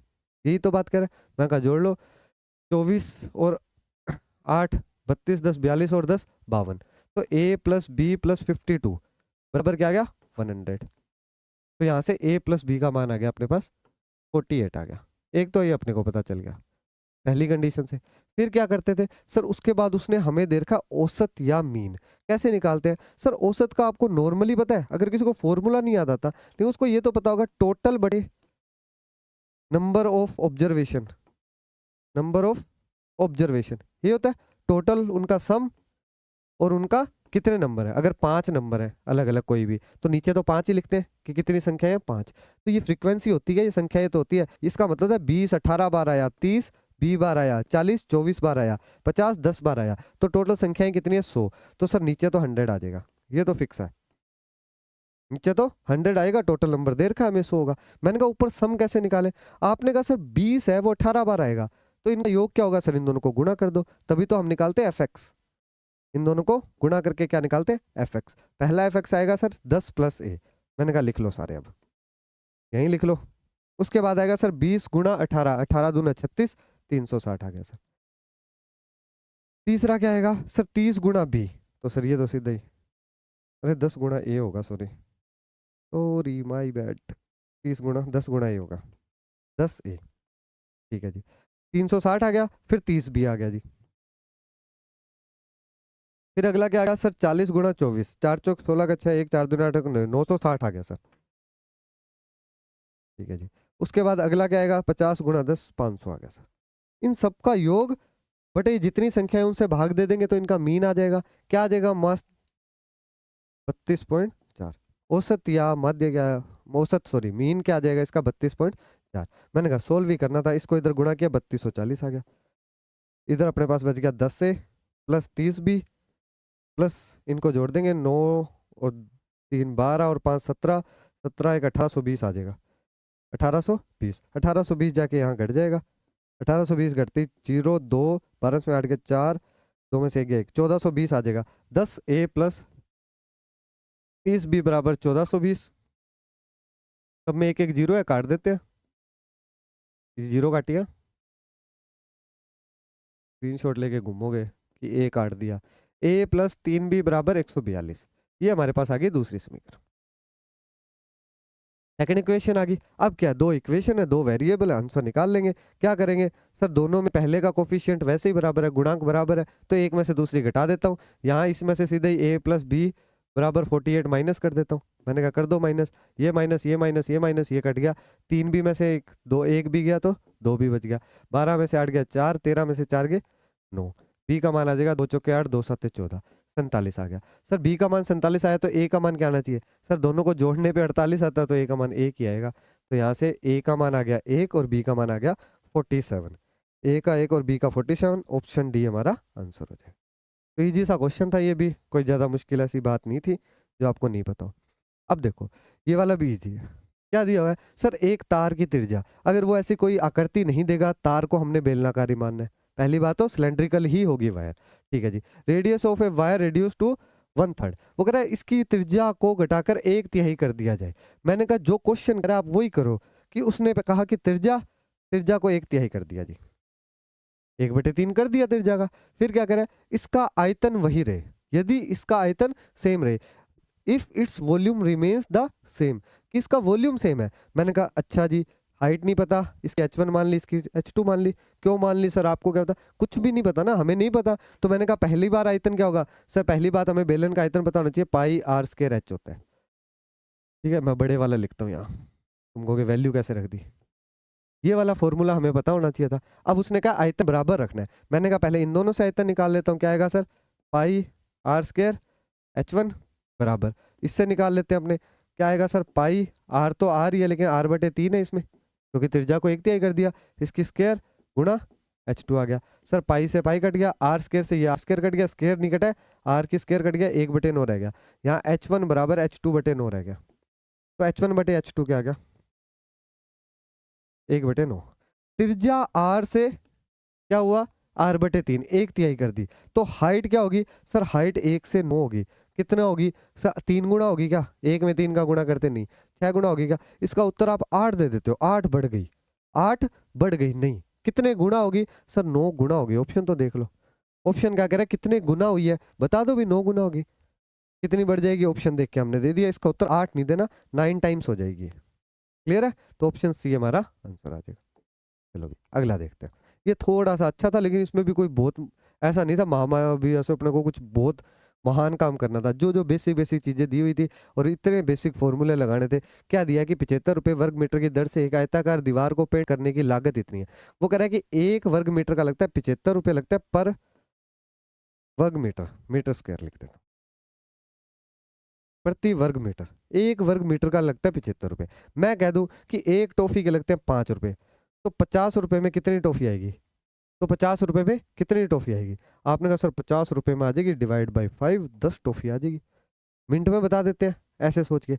अब मैं कह रहा हूँ कि खर्चा लगा इतना, कितने आयतन पे किया होगा। आपने कहा सर 1 में 75 लगता है, 1 मीटर स्क्वायर में 75 लगता है, तो भाग दे के देख लेता हूँ 6825 को।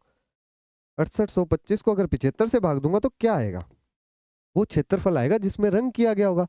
क्योंकि हमें कहा है ये कि 75 रुपये अपने को 1 वर्ग मीटर का लगता है और अपने पैसे लग गए इतने, तो यार क्षेत्रफल कितना था। तो आपने कहा भाग दे के देख लो, जैसे यहाँ भाग दिया वैसे यहाँ दे दिया। मैंने काट लो, 25 दिया 75, 25 दूनी 50, 1 8 2, 25 चौके 155, 25 25 7 175, 5 2 7 5, 25 75, 3 से फिर कट जाएगा, 3 निम 27, 3 एकम 3, 91 मीटर स्क्वायर। इतना वर्ग मीटर क्षेत्र होगा जिसमें हमने अगर 75 रुपये के हिसाब से कलर करवाया, अगर 75 रुपये के हिसाब से कलर करवाया तो 6825 रुपये लगेंगे। मैंने कहा ठीक है जी।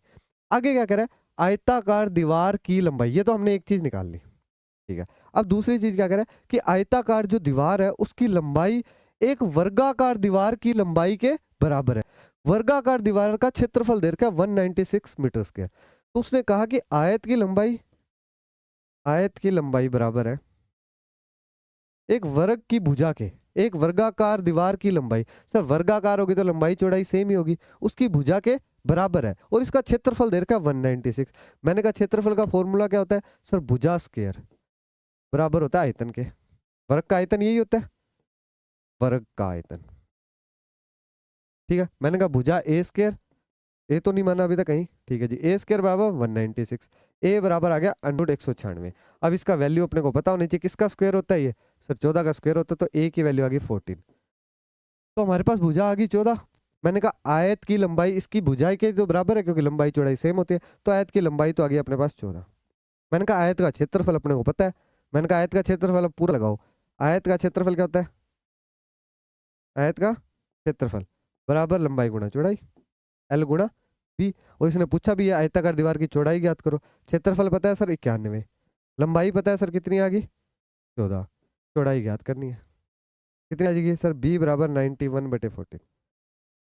अब देखो यहाँ से मुझे पता है सोल्व करना भी मुश्किल लगता है, कैसे आएगा सर, 14 14 छिके 14 14 छिक 84, 14 छिके 84 होता है, तो 91 है तो सर 6 से तो बड़ा आएगा, 6 से तो बड़ा आएगा। और 14 7 98 होता है, सर 7 से छोटा आएगा। 6 से बड़ा 7 से छोटा एक ही ऑप्शन है, नहीं तो भाग दे के देख लेना यार, इजी से है, 6.5 में चला जाएगा, भाग दे लेना, कोई ज़्यादा वो लोड वाला काम नहीं है इसमें, ठीक है। तो इसका आंसर क्या आ जाएगा 6.5 ऑप्शन ए। चलो भी आगे चलते हैं। अगला देखो, अगला क्वेश्चन क्या कर रहा है कि 13 पेपर दिए हुए थे, the average marks of 13 paper is 50। 13 paper थे, उनका एवरेज था 50। तो मैं कह दूं टोटल नंबर कितने आए, टोटल नंबर कितने आए। वो कह रहा है 13 पेपर है, एक में 50 आ रहे हैं। एवरेज का मतलब यही तो होता है, एक का हिस्सा बता दिया कि सर एक को, हर एक को 50-50 मिल रहे हैं, तो 13 पेपर में 50-50 के हिसाब से गुणा कर लो सर। 13 5 65, हाँ 13 5 65, 650 नंबर टोटल आए होंगे। फिर उसने क्या कहा कि प्रथम 7 पेपरों के अंकों का औसत भावन है। उसने कहा ये पहले 7 पेपर थे, 1 से 7 तक थे, इनका एवरेज दे रखा है 52।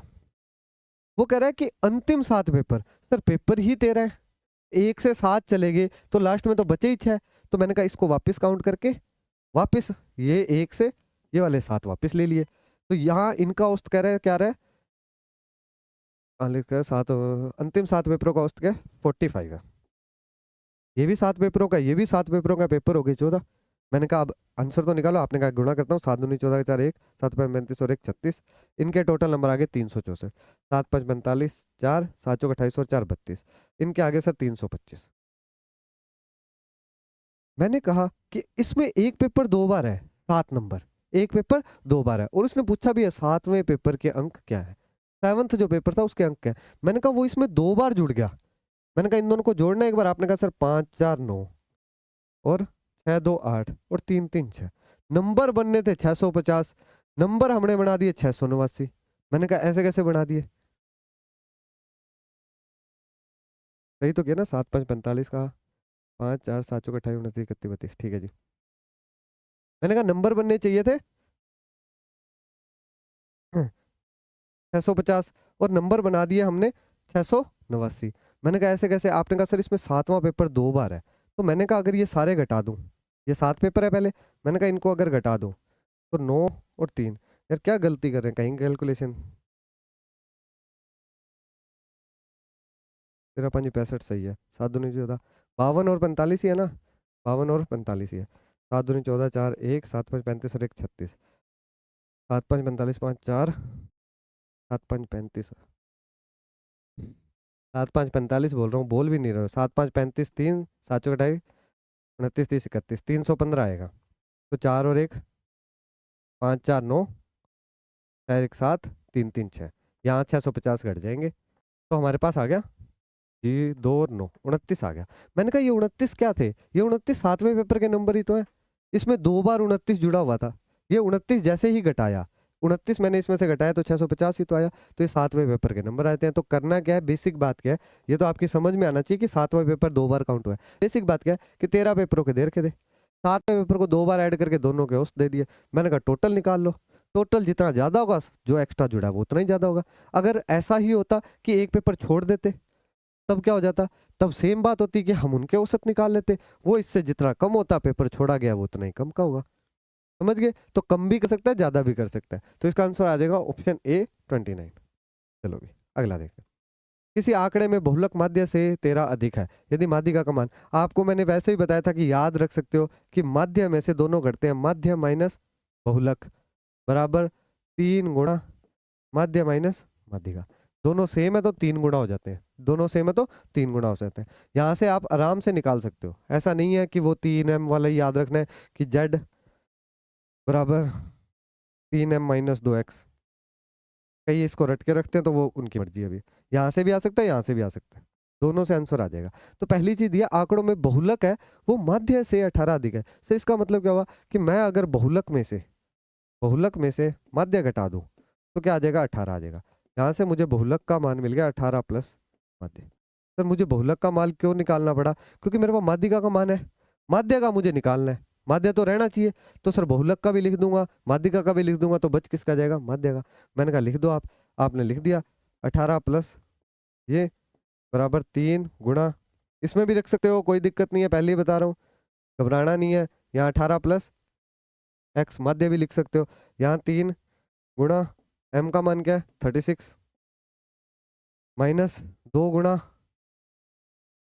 माध्य, माध्य को तो रहने दो भाई। सर ये इधर चला जाएगा, 2 और 1 3x बन जाएगा, 18 8 3 3 और 1 10 माइनस 18 8 ये चले गए 90 आ गया, x बराबर आ गया 90/3, x की वैल्यू आ गई 30। ये तो इजी सा क्वेश्चन था, कोई ज़्यादा बात थी नहीं, आपको बस फॉर्मूला याद होना था, ये या ये, इन दोनों में से कुछ भी याद कर लो, दोनों से बन जाता है। इसमें बस x x घटा के बाद में इसको सोल्व किया होता है, ये बेसिक फॉर्मूला है, अगर बेसिक भी याद आ जाता है तो भी हो जाएगा, कोई भी क्वेश्चन हो जाएगा। ठीक है, तो हमारा आंसर आ जाएगा ऑप्शन बी। 73 का क्या आ जाएगा? Option B. चलो भी अगला देखते हैं। अगला क्या कह रहा है कि एक चिड़ियाघर में कुल खरगोश और कुल मुर्गियां हैं, यदि कुल सिरों की संख्या 300 और पैरों की संख्या 940 है। पहली बात है, दिमाग में क्लियर होना चाहिए कि मुर्गी के 2 पैर होते हैं और खरगोश के 4 पैर होते हैं। वहां जाके भूल जाते हैं सर चूहे के कितने पैर होते हैं, वहां लगता है फिर कोई कहेगा सर सांप के कितने होते हैं, तो वहां जाके आपको कंफ्यूजन यही होगी कि 2 होते हैं कि 4 होते हैं। ठीक है, तो हमेशा ही याद रखना है कि ये चीजें पता होनी चाहिए कि खरगोश के 4 पैर होंगे और जो मुर्गियां होंगी उनके 2 पैर होंगे। अब मैंने कहा आप मेरी बात सुन लो, इसके बहुत फॉर्मूले ये वो कितनी चीजें बताते हैं, ऐसा कर लो भाई, क्यों कर लो। 300 सिर दिख रहे हैं भाई, ठीक है, और नीचे पैर दिख रहे हैं अपने को 940, यही तो बात कह रहे हैं। 300 सिर दिख रहे हैं और 940 पैर दिख रहे हैं। आपको पता क्या होना चाहिए कि या तो 2 पैर होंगे या 4 होंगे, या तो जितने सिर दिख रहे हैं उनके या तो 2 पैर होंगे या 4 होंगे। मैंने कहा कि सबके 2 पैर मान लिए, जैसे हमने लीप ईयर में कहा कि लीप ईयर और नॉर्मल ईयर होता है। मैंने कहा कि नॉर्मल ईयर में तो ओड डेज 2 होते हैं, नॉर्मल ईयर में 1 होते हैं। सबसे पहले हमने सबको ही नॉर्मल मान लिया कि एक एक तो सब में होते ही हैं, एक एक तो होंगे ही, जितना डिफरेंस है एक एक ओड डेज तो आएगा ही। जो जो लीप ईयर होंगे उनके एक एक और जोड़ देंगे। मैंने कहा ये बात भी सही थी, यहाँ भी सेम बात अप्लाई करूँ कि सर 300 पैर दिख रहे हैं, सिर दिख रहे हैं, तो 2-2 तो सभी के पैर हैं ही, 2-2 तो सबके पैर होंगे ही, तो 600 पैर तो हमने घटा लिए 940 में से, कि 2-2 मैंने बांट दिए सर सबको, इतने पैर रह गए अपने पास। अब रह गए कितने? 340 पैर रह गए। मैंने कहा ये 340 पैर कैसे बांटेंगे? आपने कहा सर मैं यहाँ इमेजिन कर रहा हूँ कि खरगोश के भी 2 लगा दिए अपने ने पैर और मुर्गी के भी 2 लगा दिए, अब 2-2 पैर सबको और देने पड़ेंगे खरगोशों को। मैंने कहा तो 2-2 बांट दो। सर 2-2 बांटे तो कितने खरगोशों में बटे? 17, 170 खरगोशों में बटे। खरगोश कितने थे? 170 थे, और टोटल 300 थे, तो कितने बच गए सर? 130 बच गई अपने पास मुर्गियां। क्या पूछा है इसने? इसने पूछा है तो कुल मुर्गियों की संख्या ज्ञात करो। 170 नहीं आएगी, 130, ऑप्शन डी हमारा आंसर आ गया। तो जितने सिर दिखते हैं उनको 2-2 पैर तो बांट ही दो ना, फिर बचे हुए पैर 2 के हिसाब से बांट दो। 2 के हिसाब से बांटा तो जितने लोगों में बटे उतने ही खरगोश होंगे, क्योंकि पैर फिक्स हैं, पैर नहीं बढ़ा सकते हम, तो हमने संख्या बता दी कि 170 खरगोश आएंगे। अब इसमें कोई फॉर्मूला वॉर्मूला याद है आपको तो लगा सकते हो, मैं तो नहीं चाहता कि आप कोई फॉर्मूला लगाओ, जितने याद है वही बहुत है। सर इसको कैसे सोल्व करें? सर 15 प्लस 26 में से 2 चले जाएंगे, ऐसे लिखते हैं 26 माइनस जिसके ऊपर छत नहीं है वो घटा देते हैं, नीचे छत वाले के लिए 9 और बिना छत वाले के लिए 0। इस सारे को डिवाइड करना है या गुणा करना है 1/2 से। सेम बात लिख दी ना मैंने, गुणा करते 1/2 हो जाता है। अब मैं कह दूं 50 डिवाइड 2 25 आता है, और 50 1/2, कई तो कहते हैं सर गुणा लिखा हुआ था भाग लिखा हुआ था तो भी 25 ही आता है, तो ये गुणा कर दो या इसको पलट के लिख दो, सेम ही बात होती है जी। अब सोल्व कर लिया सर, 15 प्लस 24/90 आ गया।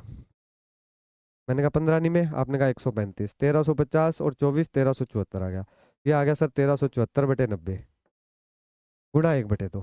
सर 2 से भाग दिया, 2 6 12, 2 8 16, 2 7 14, ये आ गया। इसको देख करके आपको क्या फील आ रही है? अगर इसके बाद भी आप सोल्व करना चाहोगे तो सोल्व तो ये हो ही जाएगा। मैंने कहा कि आप ऑप्शन तो देख लेते एक बार कि सर 9 और 0 किसके लिए आता है, कि सर जब 1 पे पैर लगता है, 1 के ऊपर छत होती है, जैसे 2 और 6 26 लिखा हुआ था, इसी के लिए तो हमने ऊपर 24 लिखा और नीचे 90 लिखा। 90 लिखा किसके लिए? एक छत के लिए, 1 के ऊपर छत होगी 1 के ऊपर नहीं होगी। अगर यहाँ 99 लिखा होता तो क्या होता? तो सर दोनों के लिए छत होती, दोनों के ऊपर छत होती। सीधी सी बात यही तो है ना कि दोनों के ऊपर बार, छत का मतलब बार लगा होगा। सर 1 के ऊपर बार लगा है, उसी के कारण तो 0 आ रहा है, दूसरे के कारण तो 9 आ रहा है। ऑप्शन देख लो, एकमात्र ऑप्शन है जिसमें 1 के ऊपर बार है, ना इस पे है ना इस पे है ना इस पे है। क्लियर, वो आंसर आ जाएगा। कई सोचेंगे कि पूरा पूरा भाग जाएगा, तो भाई भाग दे के देख लो, 90 को भाग दे के देख लो, ऐसे लास्ट में 0.3333 आएगा, उससे आंसर आ जाएगा। क्लियर है? और थोड़ी होंगे क्वेश्चन। चलो ठीक है जी, मिलते हैं अगले पेपर में। उम्मीद करता हूँ आपको जो मैंने पढ़ाया अच्छे से समझ में आ गया होगा। नेक्स्ट पेपर डिस्कशन में मिलते हैं। हाँ जी, तो नेक्स्ट है अपने राजस्थान ज्योग्राफी के क्वेश्चन। तो इनमें देखते हैं क्वेश्चन नंबर 11, सांबर झील के संबंध में गलत कथन पहचाने, यानी कि identify the incorrect statements regarding Sambhar Lake. कि सांबर झील के संदर्भ में आपको ये कुछ स्टेटमेंट दिए हुए हैं, इनमें से आपको गलत बताना है कि कौन सा स्टेटमेंट गलत है, इनकरेक्ट है। सांबर झील राजस्थान के पश्चिमी बिंदु पर स्थित है और राजस्थान का सबसे निम्नतम बिंदु है। यानी कि Sambhar Lake is located at the western point of Rajasthan and is the lowest point of Rajasthan है। एक बात तो ये कह रहा है कि ये एकदम पश्चिमी बिंदु है, यानी कि वेस्टर्न लास्ट पॉइंट है। दूसरी बात ये कह रहा है कि राजस्थान का सबसे लोवेस्ट पॉइंट है। कि सबसे हाईएस्ट पॉइंट की बात करते हैं तो आपके गुरु शिखर आ जाती है, और सबसे लोवेस्ट पॉइंट की बात करते हैं तो सांबर आती है। बिल्कुल सही बात है लोवेस्ट पॉइंट की, लेकिन सांबर वेस्टर्न में नहीं है, सांबर मिड वाले एरिया के पास आती है। क्यों? क्योंकि सांबर लेक को अपन जयपुर, अजमेर और नागौर इन 3 जगह के हिसाब से देखते हैं। तो यहाँ पर जब अपन देखते हैं कि मिड वाले एरिया में आपके सांबर है, तो ये आपके वेस्टर्न पॉइंट तो नहीं होगा, पश्चिमी बिंदु तो नहीं होगा। तो पहला स्टेटमेंट यहाँ पर क्या हो रहा है? गलत। दूसरा आता है सांबर झील में एसएसएल सांबर साल्ट लिमिटेड कुल नमक का 60% उत्पादन करता है, जबकि एचएसएल हिंदुस्तान साल्ट लिमिटेड 40% नमक का उत्पादन करता है। In Sambhar lake SSL produce 60% of the total salt while HSL produce 40%। यानी कि दो कंपनियां हैं, इन दोनों कंपनियों की आपस में साझेदारी मानी जाती है, और इसीलिए हम कहते हैं कि ये सेंट्रल गवर्नमेंट का या केंद्र सरकार का उपक्रम या फिर आपकी कंपनी है। अब इसमें 60% तो उत्पादन करती है एचएसएल हिंदुस्तान साल्ट लिमिटेड, जो कि केंद्र सरकार की है, और 40% जो अपने उत्पादन करती है सांबर साल्ट लिमिटेड, जो कि आपके राजस्थान सरकार की है या राज्य सरकार के अधीन है। तो यहाँ पर ये दोनों एक दूसरे के उल्टे हैं। तो एसएसएल द्वारा 40% किया जाता है, जबकि आपके एचएसएल द्वारा 60% किया जाता है। तो दूसरा स्टेटमेंट भी यहाँ पर क्या हो जाता है? गलत हो जाता है। तीसरा स्टेटमेंट कहता है सांबर झील बाहरी जल निकासी प्रणाली का एक उदाहरण है। Sambhar Lake is an example of an external drainage system. तो एक्सटर्नल ड्रेनेज सिस्टम नहीं है, ये एक इनलैंड ड्रेनेज सिस्टम का पार्ट है, आंतरिक अपवाह का ये पार्ट है। किसका पार्ट है? ये आंतरिक अपवाह का पार्ट। क्यों है इस बारे में अपन देखते हैं।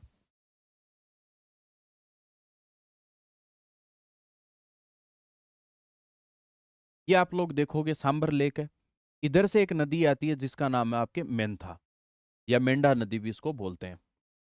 ये नदी आती है आपके मनोरपुर की पहाड़ियों से, जयपुर से, पहली नदी। तो दूसरी नदी आती है इधर से आपके अजमेर वाले क्षेत्र से, जिसका नाम है आपके रूपनगढ़। तीसरी नदी आती है नागौर डीडवाना वाले क्षेत्र से, जिसका नाम है आपके खारी। और चौथी नदी आती है आपके सीकर वाले क्षेत्र से, जिसका नाम है आपके खंडेला। ये चारों नदियां जब आप पर एक स्थान पर मिलती है, यानी कि ये सांबर नदी में या सांबर लेक में या सांबर झील में आकर गिरती है, इनके गिरने के कारण इनको अपन कहते हैं आंतरिक अपवाह तंत्र का भाग। किसका भाग मानते हैं? आंतरिक अपवाह तंत्र का भाग, यानी कि इनलैंड ड्रेनेज सिस्टम का पार्ट। क्यों माना जाता है? क्योंकि ऐसा वो भाग या ऐसी कोई आपके नदी या फिर आपके कोई नाला जो कि किसी भी जलीय राशि में या फिर वाटर बॉडी में जाके डिस्चार्ज नहीं होता है, जबकि इनलैंड में या फिर आपके भूमिगत हो जाता है उसका जल, इसके कारण इसको कहते हैं आंतरिक अपवाह तंत्र। राजस्थान में सबसे बड़े अपवाह तंत्र में 60% आपके आंतरिक अपवाह तंत्र ही पाया जाता है।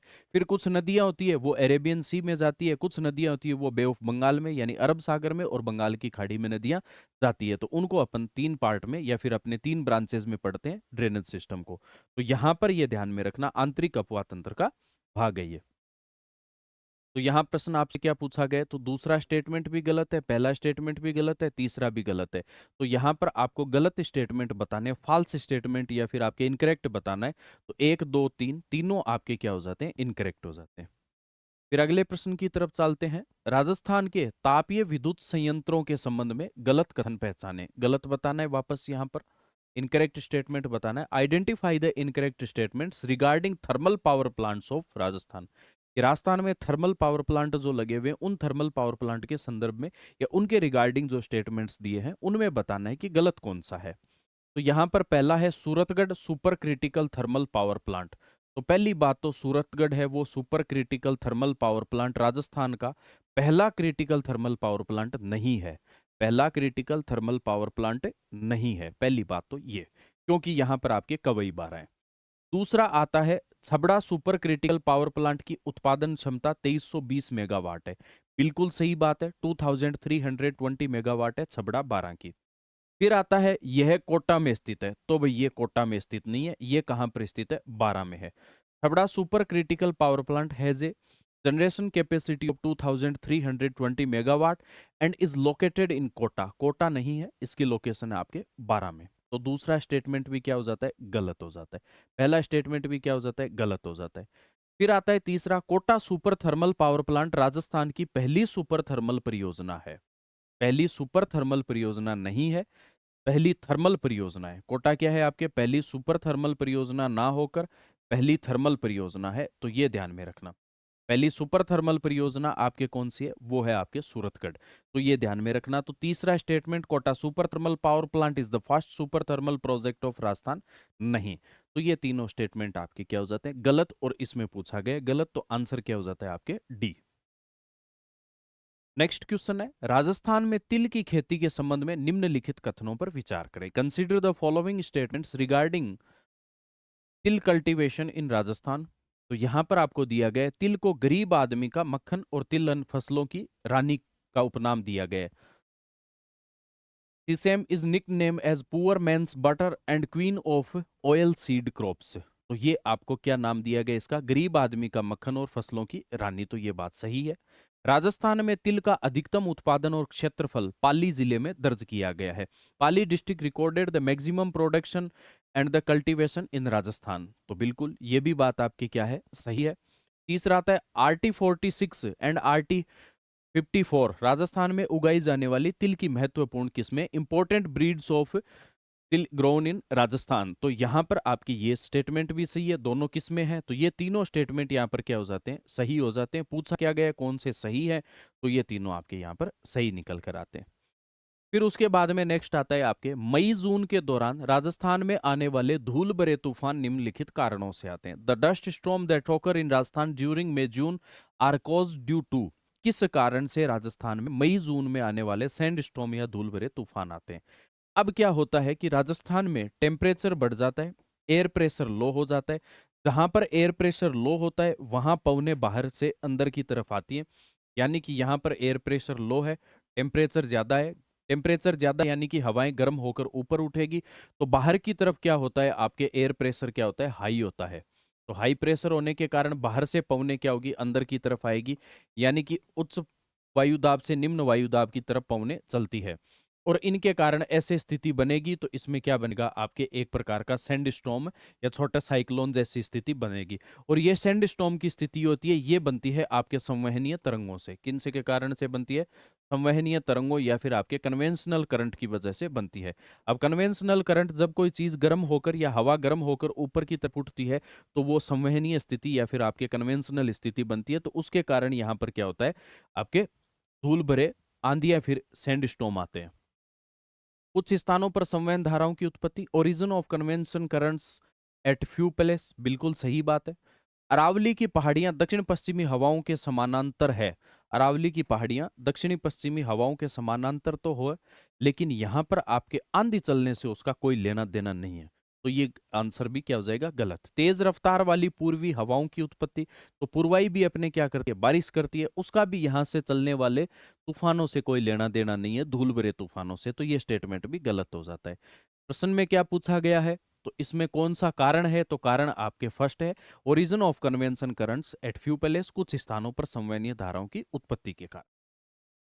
नेक्स्ट आता है प्रश्न आपके, राजस्थान की 2011 की जनसंख्या घनत्व के संबंध में निम्नलिखित कथनों पर विचार करें। Consider the following statements regarding the population density of Rajasthan in 2011। ये जनसंख्या घनत्व जो हम पढ़ते हैं 2011 का, उस घनत्व के संबंध में जयपुर जिले में 2011 में सर्वाधिक जनसंख्या घनत्व 595 व्यक्ति प्रति वर्ग किलोमीटर था। Jaipur district has the highest population density of 595 person पर किलोमीटर स्क्वायर इन 2011। तो यहाँ पर आपके 595 व्यक्ति प्रति वर्ग किलोमीटर आपके जयपुर में है 2011 के अनुसार, तो ये बात सही है।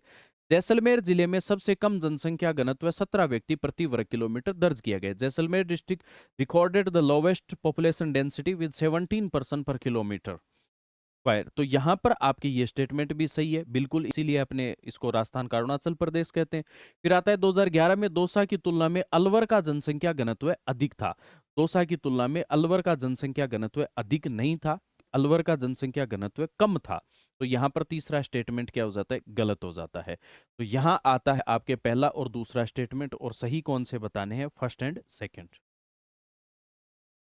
नेक्स्ट आता है जयपुर उद्योग लिमिटेड के संबंध में निम्नलिखित में से कौन से कथन गलत हैं।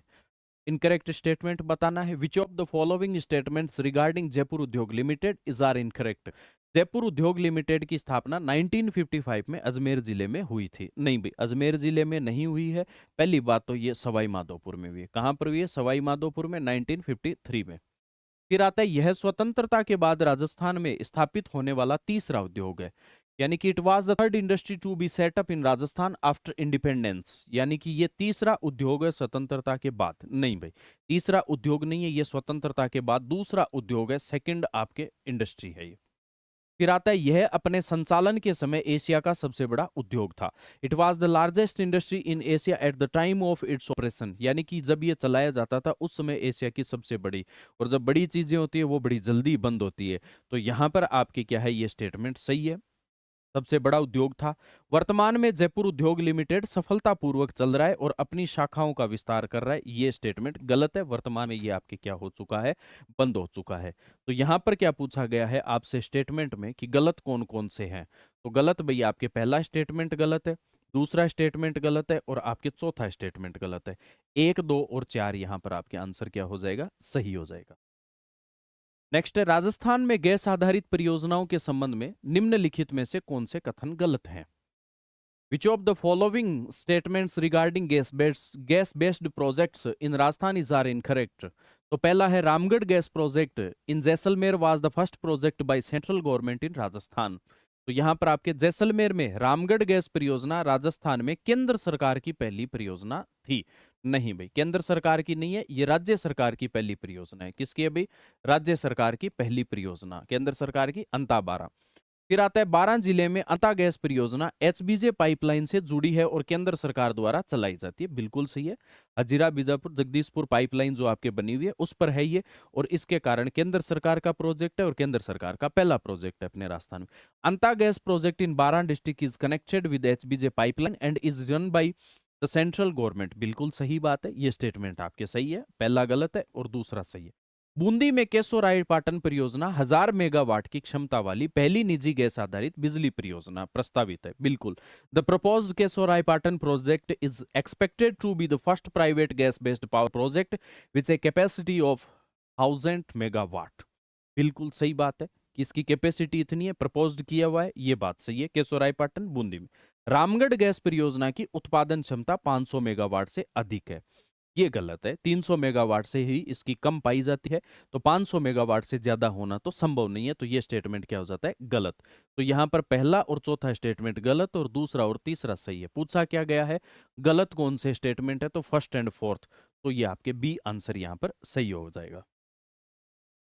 फिर चलते हैं, निम्नलिखित में से किस जिले का समूह मानसून में प्राप्त वर्षा की मात्रा के अनुसार अवरोही क्रम के रूप में सही है।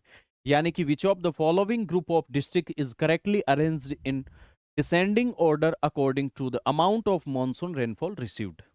कि किस प्रकार से बढ़ते से घटते क्रम में, यानी कि ज्यादा बारिश वाले से कम बारिश वाले की तरफ कौन सा पेड़ यहां पर सही है।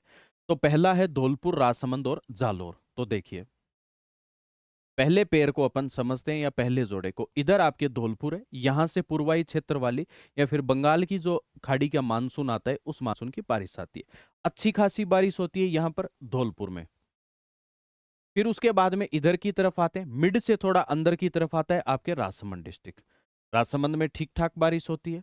फिर उसके बाद में दिया हुआ है जालोर। राजसमंद से आगे की तरफ पाली के नीचे वाले क्षेत्र में चलते हैं जालोर, तो यहां पर बारिश की मात्रा थोड़ी कम होती है।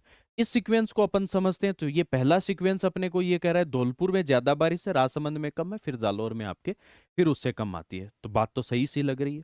फिर आता है भीलवाड़ा, बारां और सीकर।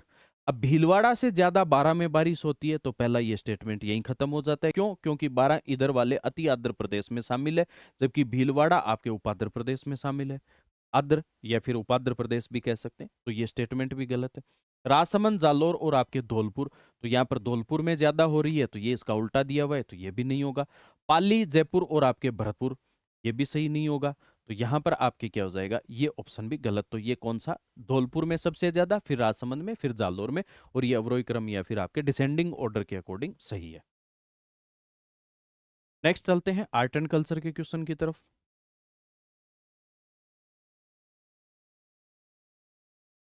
हाँ जी, 31 नंबर क्वेश्चन।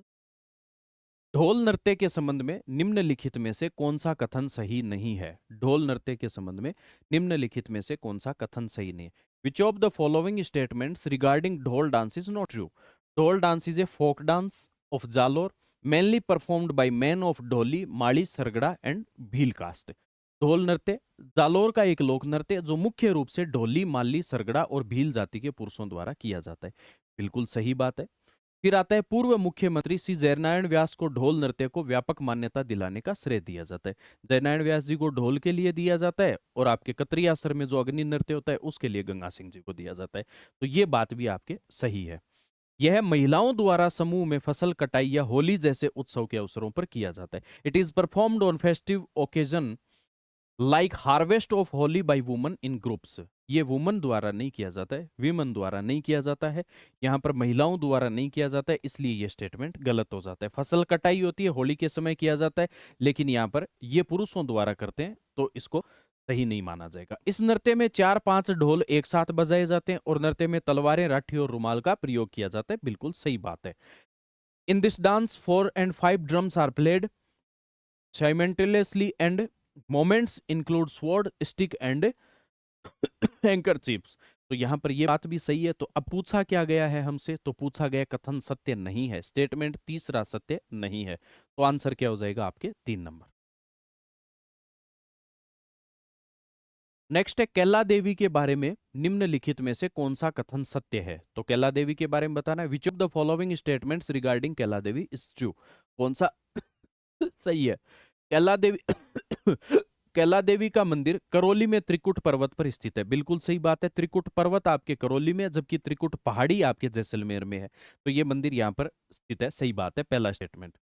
यह यादव वंश यदुवंश की कुलदेवी है और उन्हें श्री कृष्ण की बहन माना जाता है। बिल्कुल सही बात है। माता अंजना का रूप भी मानते हैं, श्री कृष्ण की बहन भी मानते हैं। तो ये स्टेटमेंट भी सही है। She is kuldevi of the Yadav या Yaduvansh clan at the considered the sister of Krishna, lord Krishna. ये बात सही है। फिर आता है लांगुरिया गीत इनकी भक्ति से जुड़ा हुआ है। तो इनके भक्त जो होते हैं वो लांगुरिया कहलाते हैं और जो गीत भी गाते हैं उन गीतों को भी क्या कहते हैं? अपने लांगुरिया। तो the Languriya song is associated with her devotion. बिल्कुल सही बात है ये भी। मंदिर की स्थापना सवाई माधो सिंह ने की थी और मेला चैत्र शुक्ल अष्टमी को लगता है। ये एकमात्र ऐसे माताजी हैं जिनका मेला आपके, या ये माताजी यूं कह सकते हैं कि इनका मेला दोनों नवरात्रा में नहीं लगता। बाकी माताजी के बारे में आप लोग सुनते हो कि आपके एक तो चैत का नवरात्रा में मेले लगते हैं, फिर दूसरा आपके आश्विन या फिर अपन आसोज के नवरात्रा बोलते हैं, उनमें मेले लगते हैं, जबकि इनका केवल चैत्र शुक्ल अष्टमी को मेला लगता है। तो यहाँ पर यह स्टेटमेंट क्या हो जाता है? सही हो जाता है। तो आपके चारों स्टेटमेंट क्या हो जाते हैं? सही। तो ये आपके सभी सही है। फिर आता है राजस्थानी चित्र शैलियों के बारे में निम्नलिखित में से कौन सा कथन सत्य नहीं है? Which of the following statements about Rajasthani painting school is not true? Bagore, बेंगू और केलवा की ठिकाना कला राजस्थानी चित्रकला के मारवाड़ स्कूल से जुड़ी हुई है। पहला तो अगर ये तीनों शब्द आपको ध्यान है कि ये कहाँ पर है, तो बागोर भीलवाड़ा। फिर उसके बाद में बेंगू आंदोलन के बारे में आप पढ़ते हो, वो भी ध्यान में। केलवा की जागीर, ये भी मेवाड़ में आती है, यानी कि तीनों मेवाड़ क्षेत्र से संबंधित है। तो मारवाड़ में तो बिल्कुल नहीं आएगा। तो यहाँ पर आपके मारवाड़ स्कूल से जुड़ी हुई नहीं है। The thikana art of Bagore, Begun and Kelwa are associated with the Marwar school of Rajasthani painting. तो ये स्टेटमेंट गलत है। झिलोय, इसरदा, सामोद, इसरदा और सामोद आप लोग जब ज्योग्राफी भी पढ़ते हो तो वहां पर भी आप लोगों को पता चलता है। सामोद बालाजी इसरदा में आपके इसरदा बांध सवाई माधोपुर में, यानी कि जयपुर के पास का क्षेत्र है। फिर आता है राजस्थानी चित्रकला के ढूंढाड़ स्कूल के अंतर्गत माना जाता है। तो ये बात सही है, जयपुर के आसपास वाला ढूंढाड़ चित्रकला में शामिल होता है। तो ये स्टेटमेंट आपका दूसरा सही है। तो यहाँ पर केवल 2 सही सत्य नहीं है, तो सत्य नहीं है, केवल 1 सत्य नहीं है। फिर आता है निम्नलिखित में से विजयदान देथा के द्वारा लिखी गई कृतियां हैं। तो चारण कवि हुए हैं फेमस अपने, जिन्होंने रूपायन संस्थान भी बोरुंदा में चलाया है। कुछ फिल्में भी है, जैसे कि मैं कई बार जोहड़ का एग्जाम्पल देता हूं। तो पहली फिल्म शाहरुख खान वाली देखना, फतेहपुर, जो अपने सीकर डिस्ट्रिक्ट में टाउन आता है फतेहपुर, जहाँ पर कायम खानी है उनका शासन रहा हुआ है। तो वहां आप लोग देखोगे तो उस फिल्म में जिक्र जो मिलता है या जिसके आधार पर लिखी गई है वो कौन थे? विजयदान जी जेठा। अब इन्होंने लिटरेचर में बहुत योगदान दिया, तो इनकी लिखी गई कृतियां, यानी कि इनके लिटरेचर कौन कौन से लिखे गए उनके बारे में। तो तीड़ो राव इनके द्वारा लिखा हुआ है, कुकवि बत्तीसी नहीं लिखा हुआ है, नेह निधि नहीं लिखा हुआ है, बातारी फुलवारी लिखा हुआ है, बापू के 3 हत्यारे लिखा हुआ है, चरणदास चोर लिखा हुआ है, अलेखू हिटलर लिखा हुआ है। तो ये आपके जो लिटरेचर की किताबें मिलती है ये विजयदान जी देथा से संबंधित है। तो यहाँ तीड़ो राव, बातारी फुलवारी और बापू के 3 हत्यारे, तो ए, डी एंड ई। तो ये आंसर आपके क्या हो जाएगा, सही हो जाएगा, बिज्जी से संबंधित या विजयदान देथा जी से संबंधित। फिर आता है सुमेलित कीजिए। नेक्स्ट आपके मैच द फॉलोइंग। बोली दी हुई है और सामने आपके डिस्ट्रिक्ट दिया हुआ है। क्या दिया हुआ है, बोली दी हुई है और सामने क्या दिया हुआ है, डिस्ट्रिक्ट दिया हुआ है। तो यहाँ पर सबसे पहले है नागरचौल, दूसरी है धावड़ी, तीसरी है जगरौली और चौथी है आपके निमाड़ी। तो सबसे पहले नागरचौल जो बोली जाती है वो आपके जयपुर वाले सदन वाले पार्ट के पास बोलते हैं, तो ये आपके टोंक जिले में। धावड़ी है वो अपने कहाँ पर बोली जाती है, उदयपुर वाली जो मेवाड़ी के पास वाले क्षेत्र है उसमें धावड़ी बोलते हैं। फिर आती है जगरौली, नहीं है ये जगरेती है। क्या नाम है इसका सही, जगरेती। जगरेती बोली जाती है आपके करौली क्षेत्र में। कहाँ पर बोलते हैं, करौली। और निमाड़ी बोलते हैं अपने चित्तौड़गढ़ वाले क्षेत्र में। कि जब भाषाओं को अपन देखते हैं नॉर्मली जो अपने बोलियां हैं उनमें मेजर इधर वाला जो क्षेत्र है यहाँ पर ऊपर की तरफ आपके बागड़ी बोली जाती है, फिर उसके बाद में थड़ी बोली जाती है। फिर नीचे की तरफ आते हैं तो आपके शेखावाटी, और शेखावाटी से नीचे तोरावाटी, तोरावाटी से नीचे आ जाते हैं ढूंढाड़ी, इधर आ जाते हैं आपके नागरचौल, राजावाटी। फिर उधर की तरफ चले जाते हैं तो आपके अहिरवाटी और राठी बोली जाती है। नीचे की तरफ आते हैं तो मेवाड़ी, इधर आपके निमाड़ी, रांगड़ी और यहाँ पर आपके वागड़ी बोली जाती है। इधर वाले क्षेत्र में आपके गोडवाड़ी बोलते हैं, ऊपर की तरफ आपके मारवाड़ी बोलते हैं और यहाँ पर अपने ढाटी बोली जाती है। क्या बोली जाती है, ढाटी बोली जाती है। तो मेजर लैंग्वेज ये आपके डायलेक्ट जो है बोलियां हैं उनमें आपके यहाँ पर ये सुमेलित होती है। तो यहाँ तक आपके प्रश्न हैं वो कंप्लीट होते हैं। ये आर्ट एंड कल्चर के, ज्योग्राफी और आर्ट एंड कल्चर के अपने प्रश्न थे। तो अब जो है हम हमारे राजस्थान इतिहास से संबंधित जो प्रश्न है उनके ऊपर जो है क्या कर लेते हैं, अपन चर्चा जो है वो कर लेते हैं। देखो पहला प्रश्न क्या है कि धौलपुर प्रजामंडल आंदोलन के दौरान तसीमो कांड किस घटना से जो है संबंधित है। तसीमो कांड जो है वो हमें एक घटना का जो संबंध है वो किससे ये पूछा गया है, और ऑप्शन क्या है हम वो देखते हैं। पहला ऑप्शन है कि प्रजामंडल के कार्यकर्ताओं के द्वारा सरकारी खजाना लूटना, किसानों द्वारा बेगार विरोधी प्रदर्शन जो है वो करना, प्रजामंडल के अधिवेशन में तिरंगा फहराने की प्रयास पर पुलिस द्वारा गोलीबारी करना, आर्य समाज द्वारा शुद्धि आंदोलन चलाना। देखो इसके अंदर पहला कथन जो है वो हमारा गलत हो जाता है। क्या जब हमने तसीमो कांड पढ़ा था उस समय ऐसी कोई घटना हुई थी? नहीं, ऐसी तो नहीं हुई थी।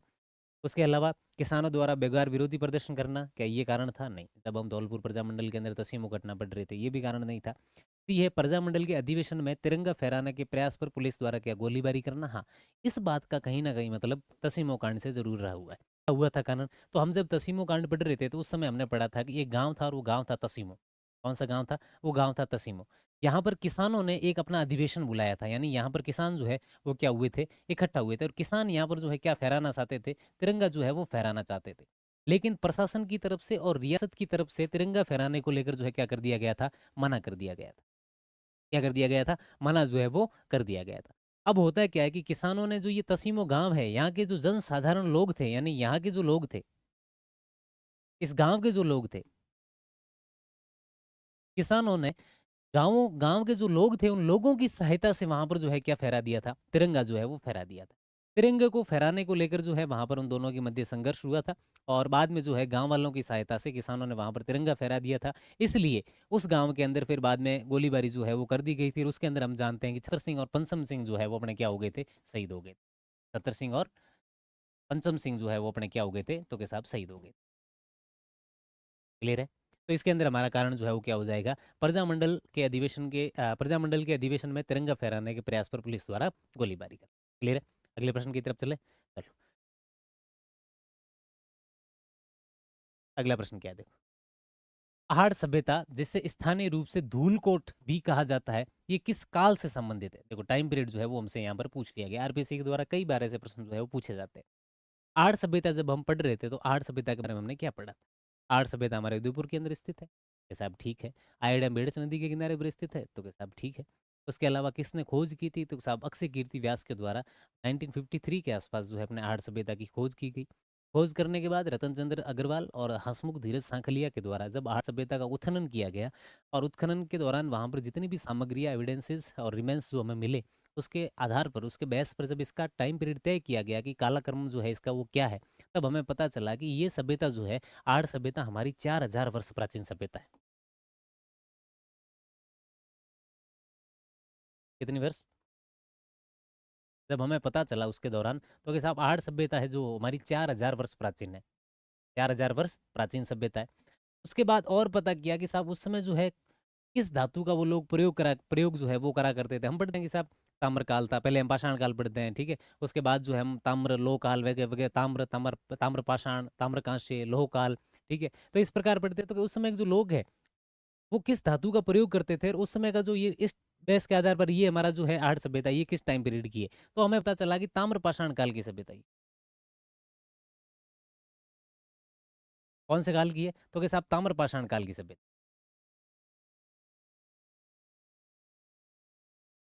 कालकोलिथिक,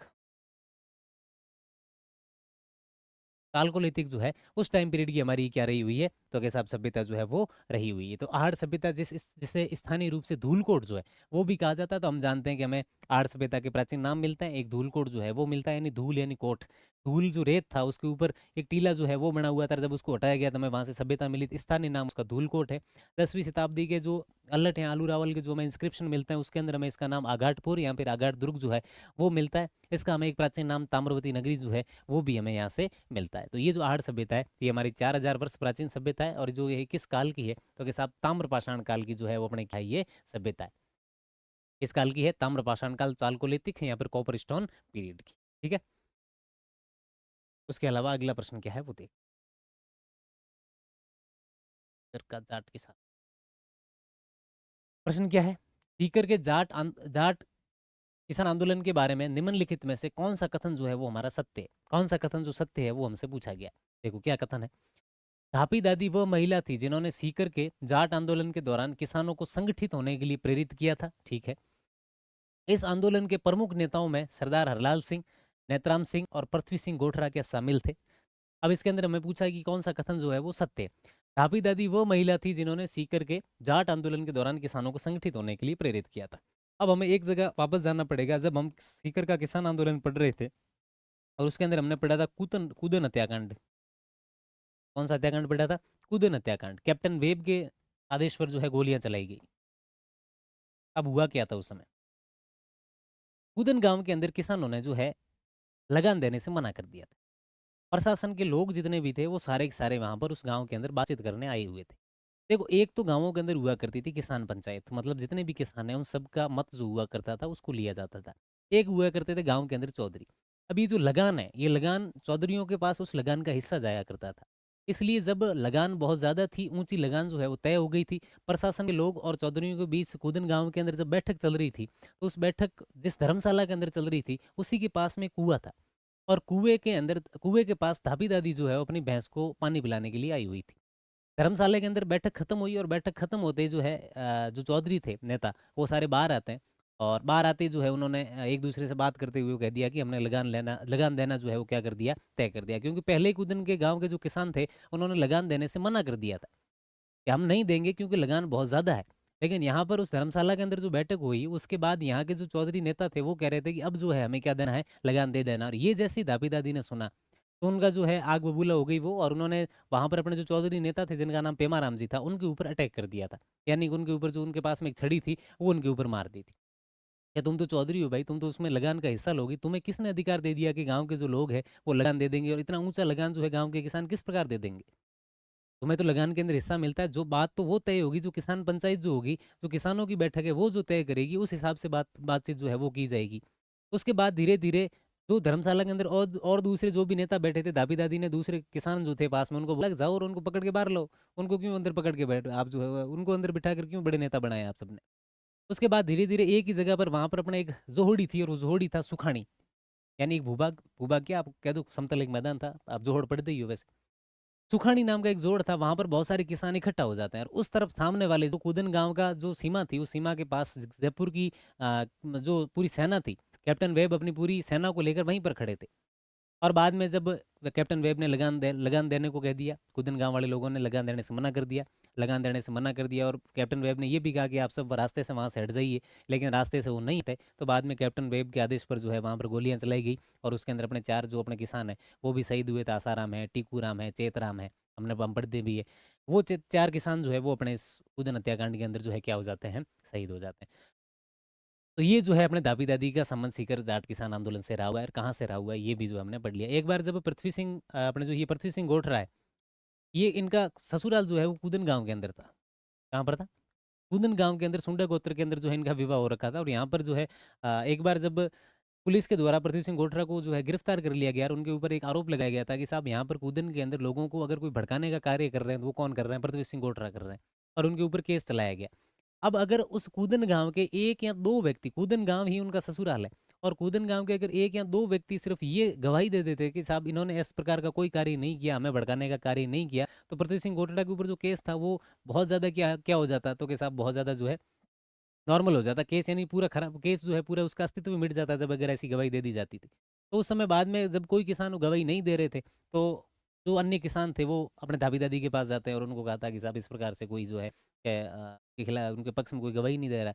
तब दादी दादी ने कहा था कि यहाँ के लोगों का जो राम है वो मर चुका है अंदर का, कि वो एक शिखर नेता ही नहीं, हमारे गांव के एक जवाई है, और गांव के अंदर जो भी है उनको जाकर एक बार गवाही देनी चाहिए। तो दादी दादी के हमें ऐसे कई बहुत सारे ऐसे जो किस्से है वो पढ़ने को हमें मिलते हैं। तो इसके अंदर हमें पूछा कौन सा कथन सत्य है? तो इसके अंदर हमारे इस आंदोलन के प्रमुख नेता सरदार हरलाल सिंह थे, नेतराम सिंह थे और पृथ्वी सिंह गोठरा शामिल थे। तो एक और दो दोनों ही हमारे इसके अंदर क्या हो जाते हैं, सही जो है वो हो जाता है। अगले प्रश्न की तरफ चले। चलो, सामान्य प्रश्न है, पहले भी डिस्कस कर चुके हैं। निम्नलिखित राजनीतिक संगठनों को उनकी स्थापना के वर्ष के साथ जो है सम्मिलित करें और सही युग्म की जो है पहचान करें। अच्छा, सही युग्म जो है उसके अंदर हमें क्या करना है, पहचान जो है वो करना है। राजपूताना मध्य भारत सभा 1927, राजस्थान सेवा संघ 1918, अखिल भारतीय देसी राज्य लोक परिषद 1919। तीनों ही गलत है। देखो, राजपूताना मध्य भारत सभा की अगर हम बात करें तो कि साहब इसकी स्थापना कब की गई थी, तो राजपूताना जो मध्य भारत सभा है इसकी हमारी स्थापना की गई थी 1918 के अंदर। कब की गई थी? 1918 के अंदर। राजस्थान सेवा संघ की अगर हम बात करें तो इसकी स्थापना की गई थी 1919 के अंदर। और अखिल भारतीय देसी राज्य लोक परिषद की बात करें तो इसकी स्थापना अपने हुई थी 1927 के अंदर। कब हुई थी? 1927 के अंदर। तो इसके अंदर हमारे तीनों जो है उल्टे हो गए थे। हालांकि राजस्थान सेवा संघ यहाँ पर आ जाएगा आपके 1919 आ जाएगा, राजपूताना मध्य भारत 1918 आ जाएगा, और ये आपके 1927 आ जाएगा। तो राजपूताना मध्य भारत सभा के बारे में हम जानते हैं कि दिल्ली के अंदर कांग्रेस का अधिवेशन था 1918 का, और वहाँ पर अपने केसरी सिंह बारट, गिरधर शर्मा, ठीक है, और अपने विजय सिंह पथिक, जमनालाल बजाज, ये सब वहीं पर थे, दिल्ली के अंदर थे। और कांग्रेस की एक सहायक संस्था के रूप में उन्होंने राजपूताना मध्य भारत सभा की स्थापना करी थी।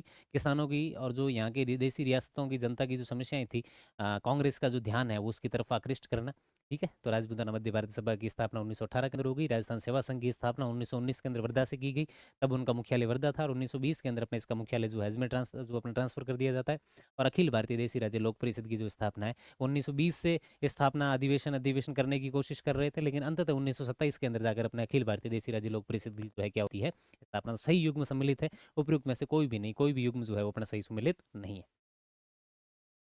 उसके बाद रणथंभौर के शासक हमीरदेव चौहान के समकालीन दिल्ली के किस सुल्तान ने 1290 ईस्वी में रणथंभौर पर आक्रमण किया और झाइन के दुर्ग को जीता, परंतु रणथंभौर दुर्ग को जीतने में असफल रहने पर कहा था कि मैं ऐसे 10 दुर्गों को मुसलमान के एक बाल के बराबर भी नहीं समझता। हम जानते हैं कि साहब जिस समय अपने रणथंभौर के ऊपर हमीरदेव चौहान शासन कर रहे थे, तो उस समय एक बार पहले अटैक किया था जलालुद्दीन खिलजी ने, और उसके बाद किया था अलाउद्दीन खिलजी ने, उनके भतीजे ने।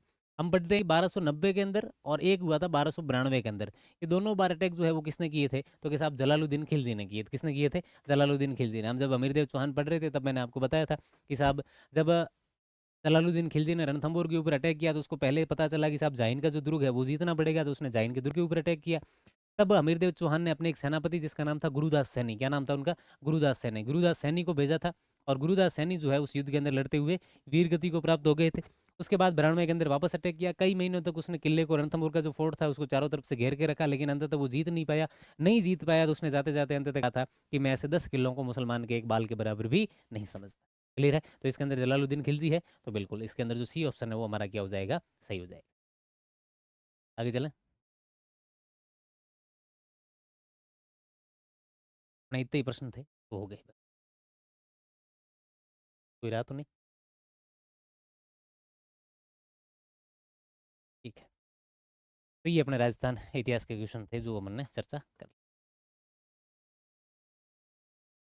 चलो अब हिंदी वाला सॉल्यूशन करते हैं अपन। तो पहला ही क्वेश्चन आपके कि निम्नलिखित में से सही सुमेलित विकल्पों का चयन करें, यानी सुमेलित कौन सा है। तो आप सबसे पहले आप ये देख लिया करो पेपर में हमेशा कि यहाँ नहीं है या असुमेलित, उसका सबसे बड़ा आपको ध्यान रखना पड़ेगा। जैसे असुमेलित आ जाए या सुसंगत है या असंगत है, हमेशा उस चीज़ का आपको ध्यान रखना चाहिए, क्योंकि सिली मिस्टेक अगर करके आगे 2-3 क्वेश्चन में तो मेरिट में आप देख लो कहाँ से कहाँ जाओगे। तो इसमें ये पूछा है सुमेलित विकल्पों का चयन कीजिए, ये चीज़ आप देख लिया करो। तो आपका ये सत्यार्थ क्या है, सत्यार्थ दीर्घ संधि है, ठीक बात है। क्यों? क्योंकि आपका ये सत्य है प्लस अर्थ, तो क्या हो गया, ए और ए मिलके क्या हो गया, आपके आ हो गया, तो सत्यार्थ। तो ठीक बात है, ये ऑप्शन तो आपका क्या है, सुमेलित है। चलो लोकेंद्र, हाँ कोई दिक्कत नहीं है, लोक प्लस इंद्र, लोक प्लस इंद्र, तो ये गुण संधि हो गई। चलो ये ऑप्शन भी आपका ठीक है, लोकेंद्र हो गया, आपके महेंद्र हो गया, महेश हो गया, है ना, सुरेश हो गया, ठीक है, देवेंद्र हो गया, ये किसके हैं आपके, ये गुण संधि के ही एग्जाम्पल है। स्वैच्छिक, तो स्वैच्छिक में बताओ क्या है, स्व प्लस ऐच्छिक, ऐच्छिक है ना, ऐच्छिक, तो ये ऐच्छिक में क्या होता है, इच्छा प्लस इक प्रत्यय है, और इच्छा इक से इक प्रत्यय जब जोड़ते हैं अपन तो ई का आई हो जाता है, और ये अब ये स्व ए के सामने क्या है, आई है, तो यानी समान है, तो ये आई हो जाएगा, तो स्वैच्छिक, तो बताओ कौन सी होगी, वृद्धि संधि होगी, कौन सी, वृद्धि संधि होगी। इसका मतलब क्या है, ये ऑप्शन आपका गलत है। न्यास, तो नी आश यण संधि, ठीक बात है, नी प्लस आश यण संधि तो सबसे इजी है ही, न्यास है, न्याय है, नी प्लस आय, या न्यून है, नी प्लस ऊन, व्यू है तो वी प्लस उ है। तो इसका मतलब सुमेलित की अगर बात करें तो 1, 2 और 4, 1, 2 और 4, ये आपका इसमें ऑप्शन हो जाएगा, राइट ऑप्शन 1, 2, 4 हो जाएगा। चलो आगे चलते हैं। फिर है वक्ता शब्द में मूल शब्द का चयन कीजिए। इसमें क्या है कि वक्ता है और ये पूछा कि भाई आप मूल शब्द का चयन कीजिए, तो आप सीधी सी बात है इसमें वक या वच, दो है ना, दोनों में से कोई भी हो सकता है, वक या वच, और उसमें क्या है, ता प्रत्यय है, क्या है, ता प्रत्यय है। तो ये आपके क्या हो गया, तो ये वच, तो ये वक है नहीं, है ना, हलंत होगा, ये वक होगा, क्या होगा, वक, ठीक है, वक या वच में ता प्रत्यय है, तो वक्ता हो गया, ठीक है। जैसे मान लो क्रय धातु में ता है तो ये क्या हो गया, कर्ता, क्या हो गया, कर्ता। जैसे भ्रय धातु में ता है, द्रह धातु में ता है तो धर्ता हो गया, द्रह धातु में ता तो धर्ता, ब्रह धातु में ता तो भ्रता, ऐसे है ये, ठीक है। फिर आपके तरणी शब्द में अनेकार्थक शब्द का उचित विकल्प होगा। तरणी शब्द में तो आपको पता ही है तरणी किसको बोलते हैं, सूर्य को बोलते हैं, तो तरणी ये सूर्य रहा, मदार का वृक्ष किरण को भी बोलते हैं और नाव को भी बोलते हैं, तो इसका ऑप्शन सीधा सा क्या है, सी हो जाएगा, ऑप्शन क्या हो जाएगा, सी हो जाएगा। आगे है निम्नलिखित में से वर्तनी की दृष्टि से शुद्ध शब्द नहीं है। देख लो यही आप ये लगा लो कि शब्द शुद्ध नहीं है, नहीं पूछा है इसमें, ठीक बात है। तो न्यून अधिक, नहीं, ये क्या होगा, न्यूना अधिक होगा, न्यूना अधिक कैसे होगा, ये संधि की इसमें क्या है, अशुद्धि है, कैसे, तो न्यूनाधिक में होगा न्यून प्लस अधिक, न्यून प्लस अधिक, ये ए और ए मिलके क्या हो जाएंगे, ये आ हो जाएंगे, तो इसका मतलब ये है गलत है, गलत है, ये मुमूर्षा है ना, हाँ ठीक बात है, मूर्छा, ये सही है, ये क्या है आपका सही है, इसमें कोई दिक्कत है नहीं। पुष्टिकरण, देखो जब ये करण आ जाता है तो पीछे वाली बड़ी मात्रा कर देता है, तो ये क्या आएगी, बड़ी आएगी, पुष्टिकरण, तो ये भी गलत होगा। जैसे संक्षिप्तीकरण, जैसे वृद्धिकरण है ना, ये धी की मात्रा आ जाता है, जैसे समीकरण, तो ये मात्रा क्या आती है, बड़ी आती है, करण के कारण, क्रय धातु के कारण, ठीक है। वासुकी, हाँ ये सही है, क्यों वसुक, और इसमें ये आपका ई प्रत्यय है तो वह का वा हो गया, और ये क्या है आपका वासुकी, ये सही है। अब ये शुद्ध शब्द नहीं है ये पूछा है, तो 1 और 3 में शब्द शुद्ध नहीं है, तो ये आपका आंसर हो जाएगा, कोई प्रॉब्लम, आगे आ जाओ। फिर है आपका निम्न में से शुद्ध वाक्यों का चयन कीजिए। अब इसने क्या पूछा है दोस्तों, शुद्ध वाक्यों का क्या पूछा है, शुद्ध अपने को देखने, तो मैंने कपड़े नहीं दिए हैं, ठीक बात है। कचहरी के वकील ऐसा कहते हैं, ठीक बात है। हमारे समाज के बीच अनेक कुरीतियां, ठीक बात है, अब भी प्रचलित हैं, तो हमारे समाज के बीच नहीं होगा, हमारे समाज में, हमारे समाज में, ठीक बात है। इसका मतलब ये क्या है, ये गलत है। और मैं मेरे घर नहीं जा रहा हूं, नहीं, मैं अपने घर जा रहा हूं, किसके, अपने घर, मैं अपने घर जा रहा हूं, तो ये भी गलत हो गया। तो शुद्ध वाक्यों का अगर देखें तो इसमें ऑप्शन क्या आ गया, 1 और 2, 1 और 2। ठीक है, आ गया जो सांबर झील। तो ये आपका हिंदी का डिस्कशन। ठीक है। हेलो गाइज, नमस्कार दोस्तों, मैं उमेश शर्मा श्रमिक एकेडमी में आप लोगों का स्वागत करता हूं, वेलकम करता हूं। और बेटा मैं आप लोगों से डिस्कस करूंगा मनोविज्ञान और यानी कि साइकोलॉजी और स्कूल मैनेजमेंट के क्वेश्चंस के रिगार्डिंग। आप लोगों के लिए पहला क्वेश्चन है यहाँ पर, निम्नलिखित में से कौन सा प्रबंधन की प्रकृति नहीं है। प्रबंधन की प्रकृति कौन सी नहीं है, आप लोगों को ये निकाल करके मुझे देना है। Which one of the following is not the nature of management. Management is an art. Management in is a physical science.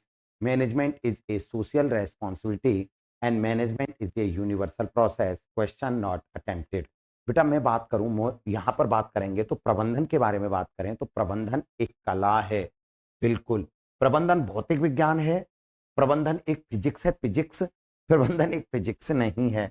प्रबंधन कभी भी एक फिजिक्स नहीं हो सकता, क्योंकि इसके फिजिक्स के जो नियम होते हैं ना, जो फिजिक्स के नियम होते हैं, भौतिक विज्ञान के नियम होते हैं ना, ये 100% निकल के आते हैं, जबकि इसके मनोविज्ञान के नियम ऐसे नहीं आते।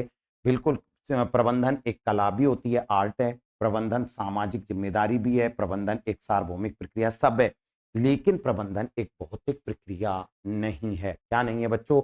भौतिक प्रक्रिया इसके अंतर्गत नहीं है। चलिए अगले बिंदु के बारे में बात करेंगे। नेक्स्ट, अगले प्रश्न के बारे में बात करूंगा। अगला प्रश्न यहां पर डिस्कस करें बढ़िया तरीके से। नेक्स्ट, अगले प्रश्न के बारे में बात करेंगे। नेक्स्ट, अगला प्रश्न कौन सा है बेटा? नेक्स्ट प्रश्न के बारे में बात करते हैं। शास्त्रीय लोक प्रशासन सिद्धांत के संदर्भ में पोस्ट कॉर्प मॉडल के बारे में निम्नलिखित में से कौन सा कथन सही है? पोस्ट कॉर्प, पोस्ट कॉर्प के बारे में बात करूं तो बेटा मैं आप लोगों के सामने क्लियर कर दूं कि यहाँ पर ऑप्शन पर अपन बाद में चलेंगे। पहले आप देखिए पोस्ट कॉर्प के बारे में कि पोस्ट कॉर्प जो है, यह जो सूत्र दिया था, यह सूत्र किसके द्वारा दिया गया था? लूथर गुलिक के द्वारा। लूथर गुलिक और उर्विक के द्वारा। लूथर गुलिक व उर्विक भाई साहब के द्वारा दिया गया था। लूथर गुलिक और उर्विक के द्वारा दिया गया था। इन्होंने क्या कहा था? इन्होंने पोस्ट कॉर्प के बारे में बताया। पी का मतलब होता है प्लानिंग, पी का मतलब होता है प्लानिंग, ओ का मतलब होता है ऑर्गेनाइजिंग, एस का मतलब होता है स्टाफिंग, डी का मतलब होता है डायरेक्टिंग, सीओ का मतलब होता है कोऑर्डिनेशन, आर का मतलब होता है रिपोर्टिंग और बी का मतलब होता है बस्टिंग।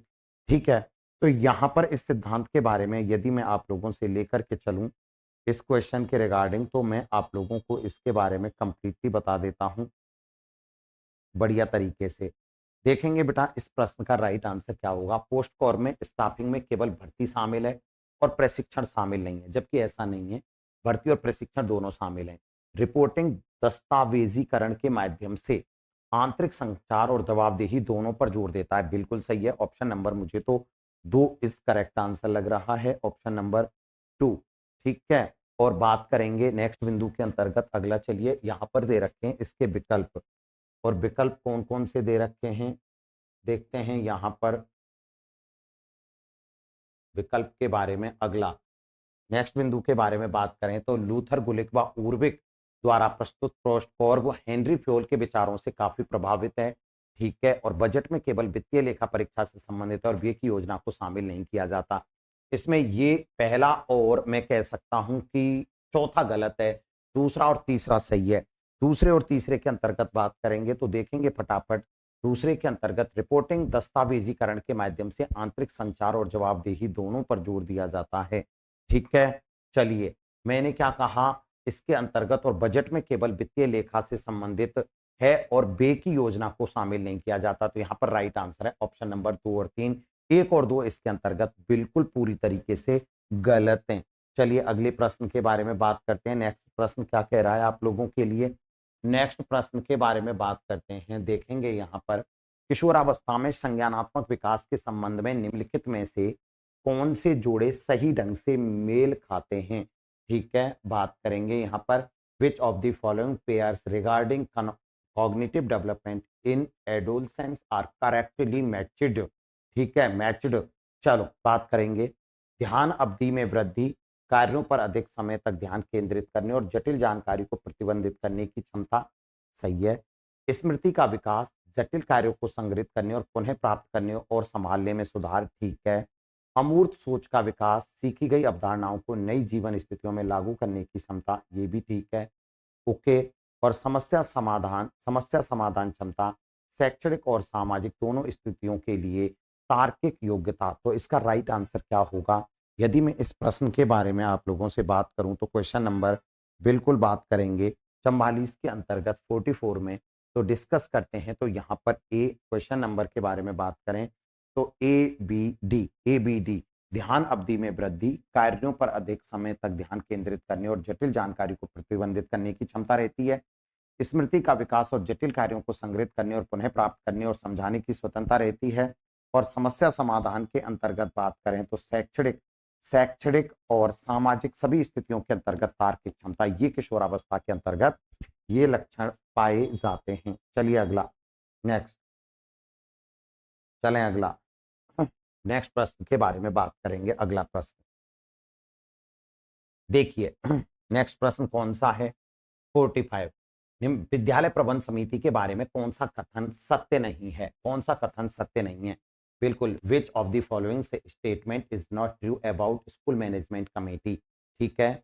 बिल्कुल, communicate is simple way to the population in the neighborhood of the school the needs of children, ensure the enrollment and continued attendance, monitor the implementation of midday meal in school, prepare a plan of teacher training। क्या होगा इसका right answer? यदि मैं इस प्रश्न के बारे में आप लोगों से बात करूं तो इसका करेक्ट आंसर क्या है? तो बेटा यहाँ पर मैं आप लोगों से बात करूंगा विद्यालय प्रबंध समिति के बारे में कौन सा यहाँ पर सत्य नहीं है। तो यहाँ पर डिस्कस करेंगे विद्यालय के आसपास की आबादी को सरल तरीके से बच्चों के अधिकारों को में लाना, ये तो है। नामांकन और निरंतर उपस्थिति को सुनिश्चित करना, ये भी है। विद्यालय में मध्याह्न भोजन के क्रियान्वयन की निगरानी रखना, ये भी है। तीनों की तीनों बातें सही हैं।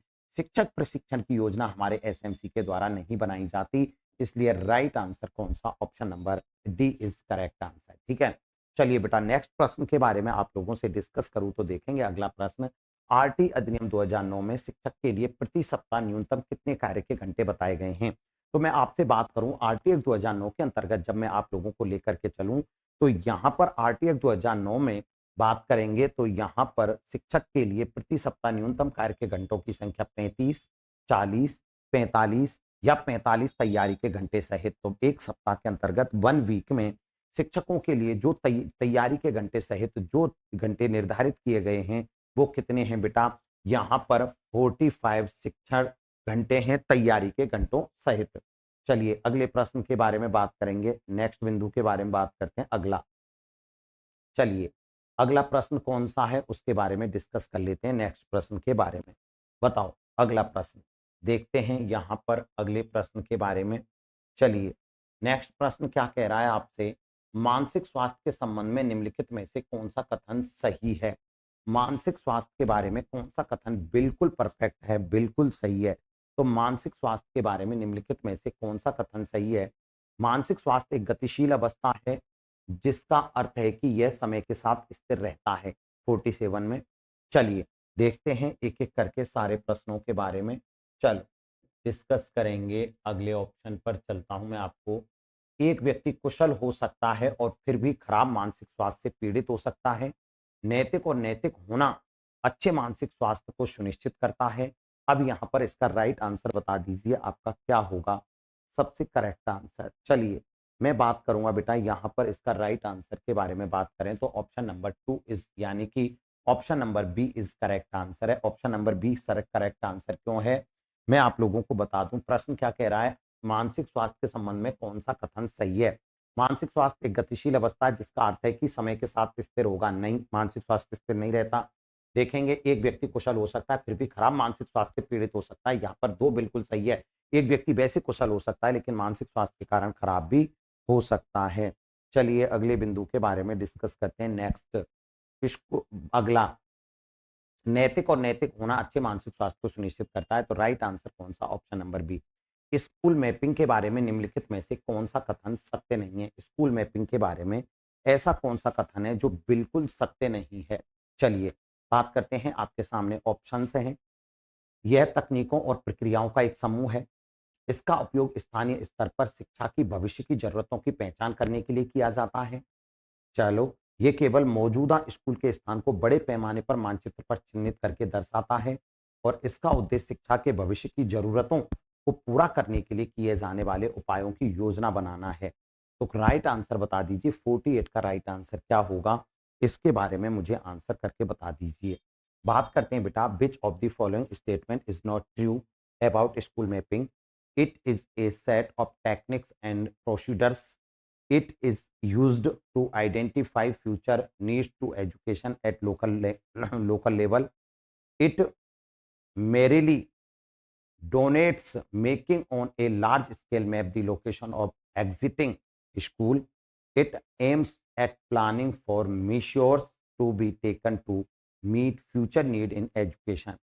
राइट आंसर के बारे में बात करें 48 क्वेश्चंस के अंतर्गत, तो निश्चित रूप से इसका राइट आंसर कौन सा है? सी। यह केवल मौजूदा स्किल के स्थान को बड़े पैमाने पर मानचित्र पर चिन्हित करके दर्शाता है, ऐसा नहीं है। इसका यह तकनीकी और प्रक्रियाओं का एक बड़ा समूह है। इसका उपयोग स्थानीय स्तर पर शिक्षा की भविष्य की जरूरतों को पहचान करने के लिए किया जाता है। इसका उद्देश्य शिक्षा की भविष्य की जरूरतों को ध्यान में रखते हुए की जाने वाले उपायों की योजना बनाना है।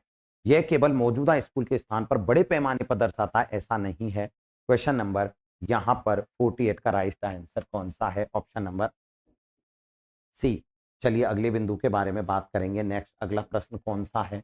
अगला प्रश्न चलते हैं यहां पर। नेक्स्ट 49 के प्रश्न के बारे में बात करें तो देखेंगे 49 का आंसर, मानसिक स्वास्थ्य अवधारणा की समझ एक शिक्षक को निम्नलिखित में से सक्षम बनाती है। मानसिक स्वास्थ्य अवधारणा की समझ, मानसिक स्वास्थ्य अवधारणा की समझ के बारे में बात करें तो व्यक्ति को किसके अंतर्गत निपुण बनाएगी? चलो बात करेंगे अन्य छात्रों के साथ बातचीत करने में, उपयुक्त शिक्षण रणनीति का चयन करने में, विद्यार्थी के अवांछित व्यवहार में गहरी अंतर्दृष्टि विकसित करने में और विषय वस्तु की अवधारणाओं को स्पष्ट करने में।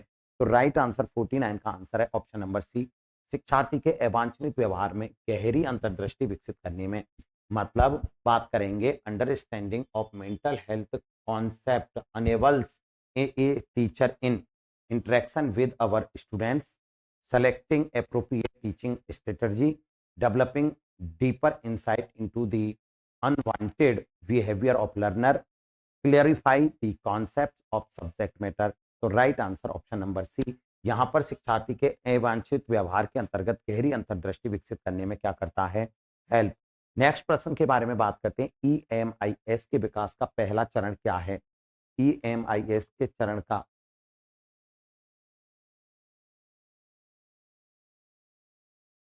हाँ, चलिए EMIS के बारे में बात करें तो EMIS के विकास का पहला चरण, EMIS मतलब educational management information system, educational EMIS educational management information system, educational management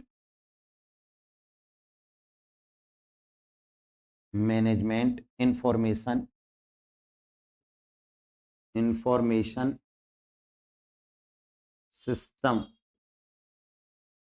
system और इसका पहला चरण होता है बच्चों लक्ष्य और उद्देश्य को निर्धारित करना, डेटा आवश्यकताओं की पहचान करना, डेटाबेस की स्थापना करना या डेटा का संग्रह करना। तो राइट आंसर के बारे में बात करें तो बेटा इसका राइट आंसर है लक्ष्य और उद्देश्य। सबसे पहले किसी भी कोई भी काम हो हमेशा उद्देश्य स्पष्ट किए जाते हैं, इसलिए राइट आंसर कौन सा? Option number 1 is correct answer. Okay friends, thank you दोस्तों, धन्यवाद, थैंक यू सो मच।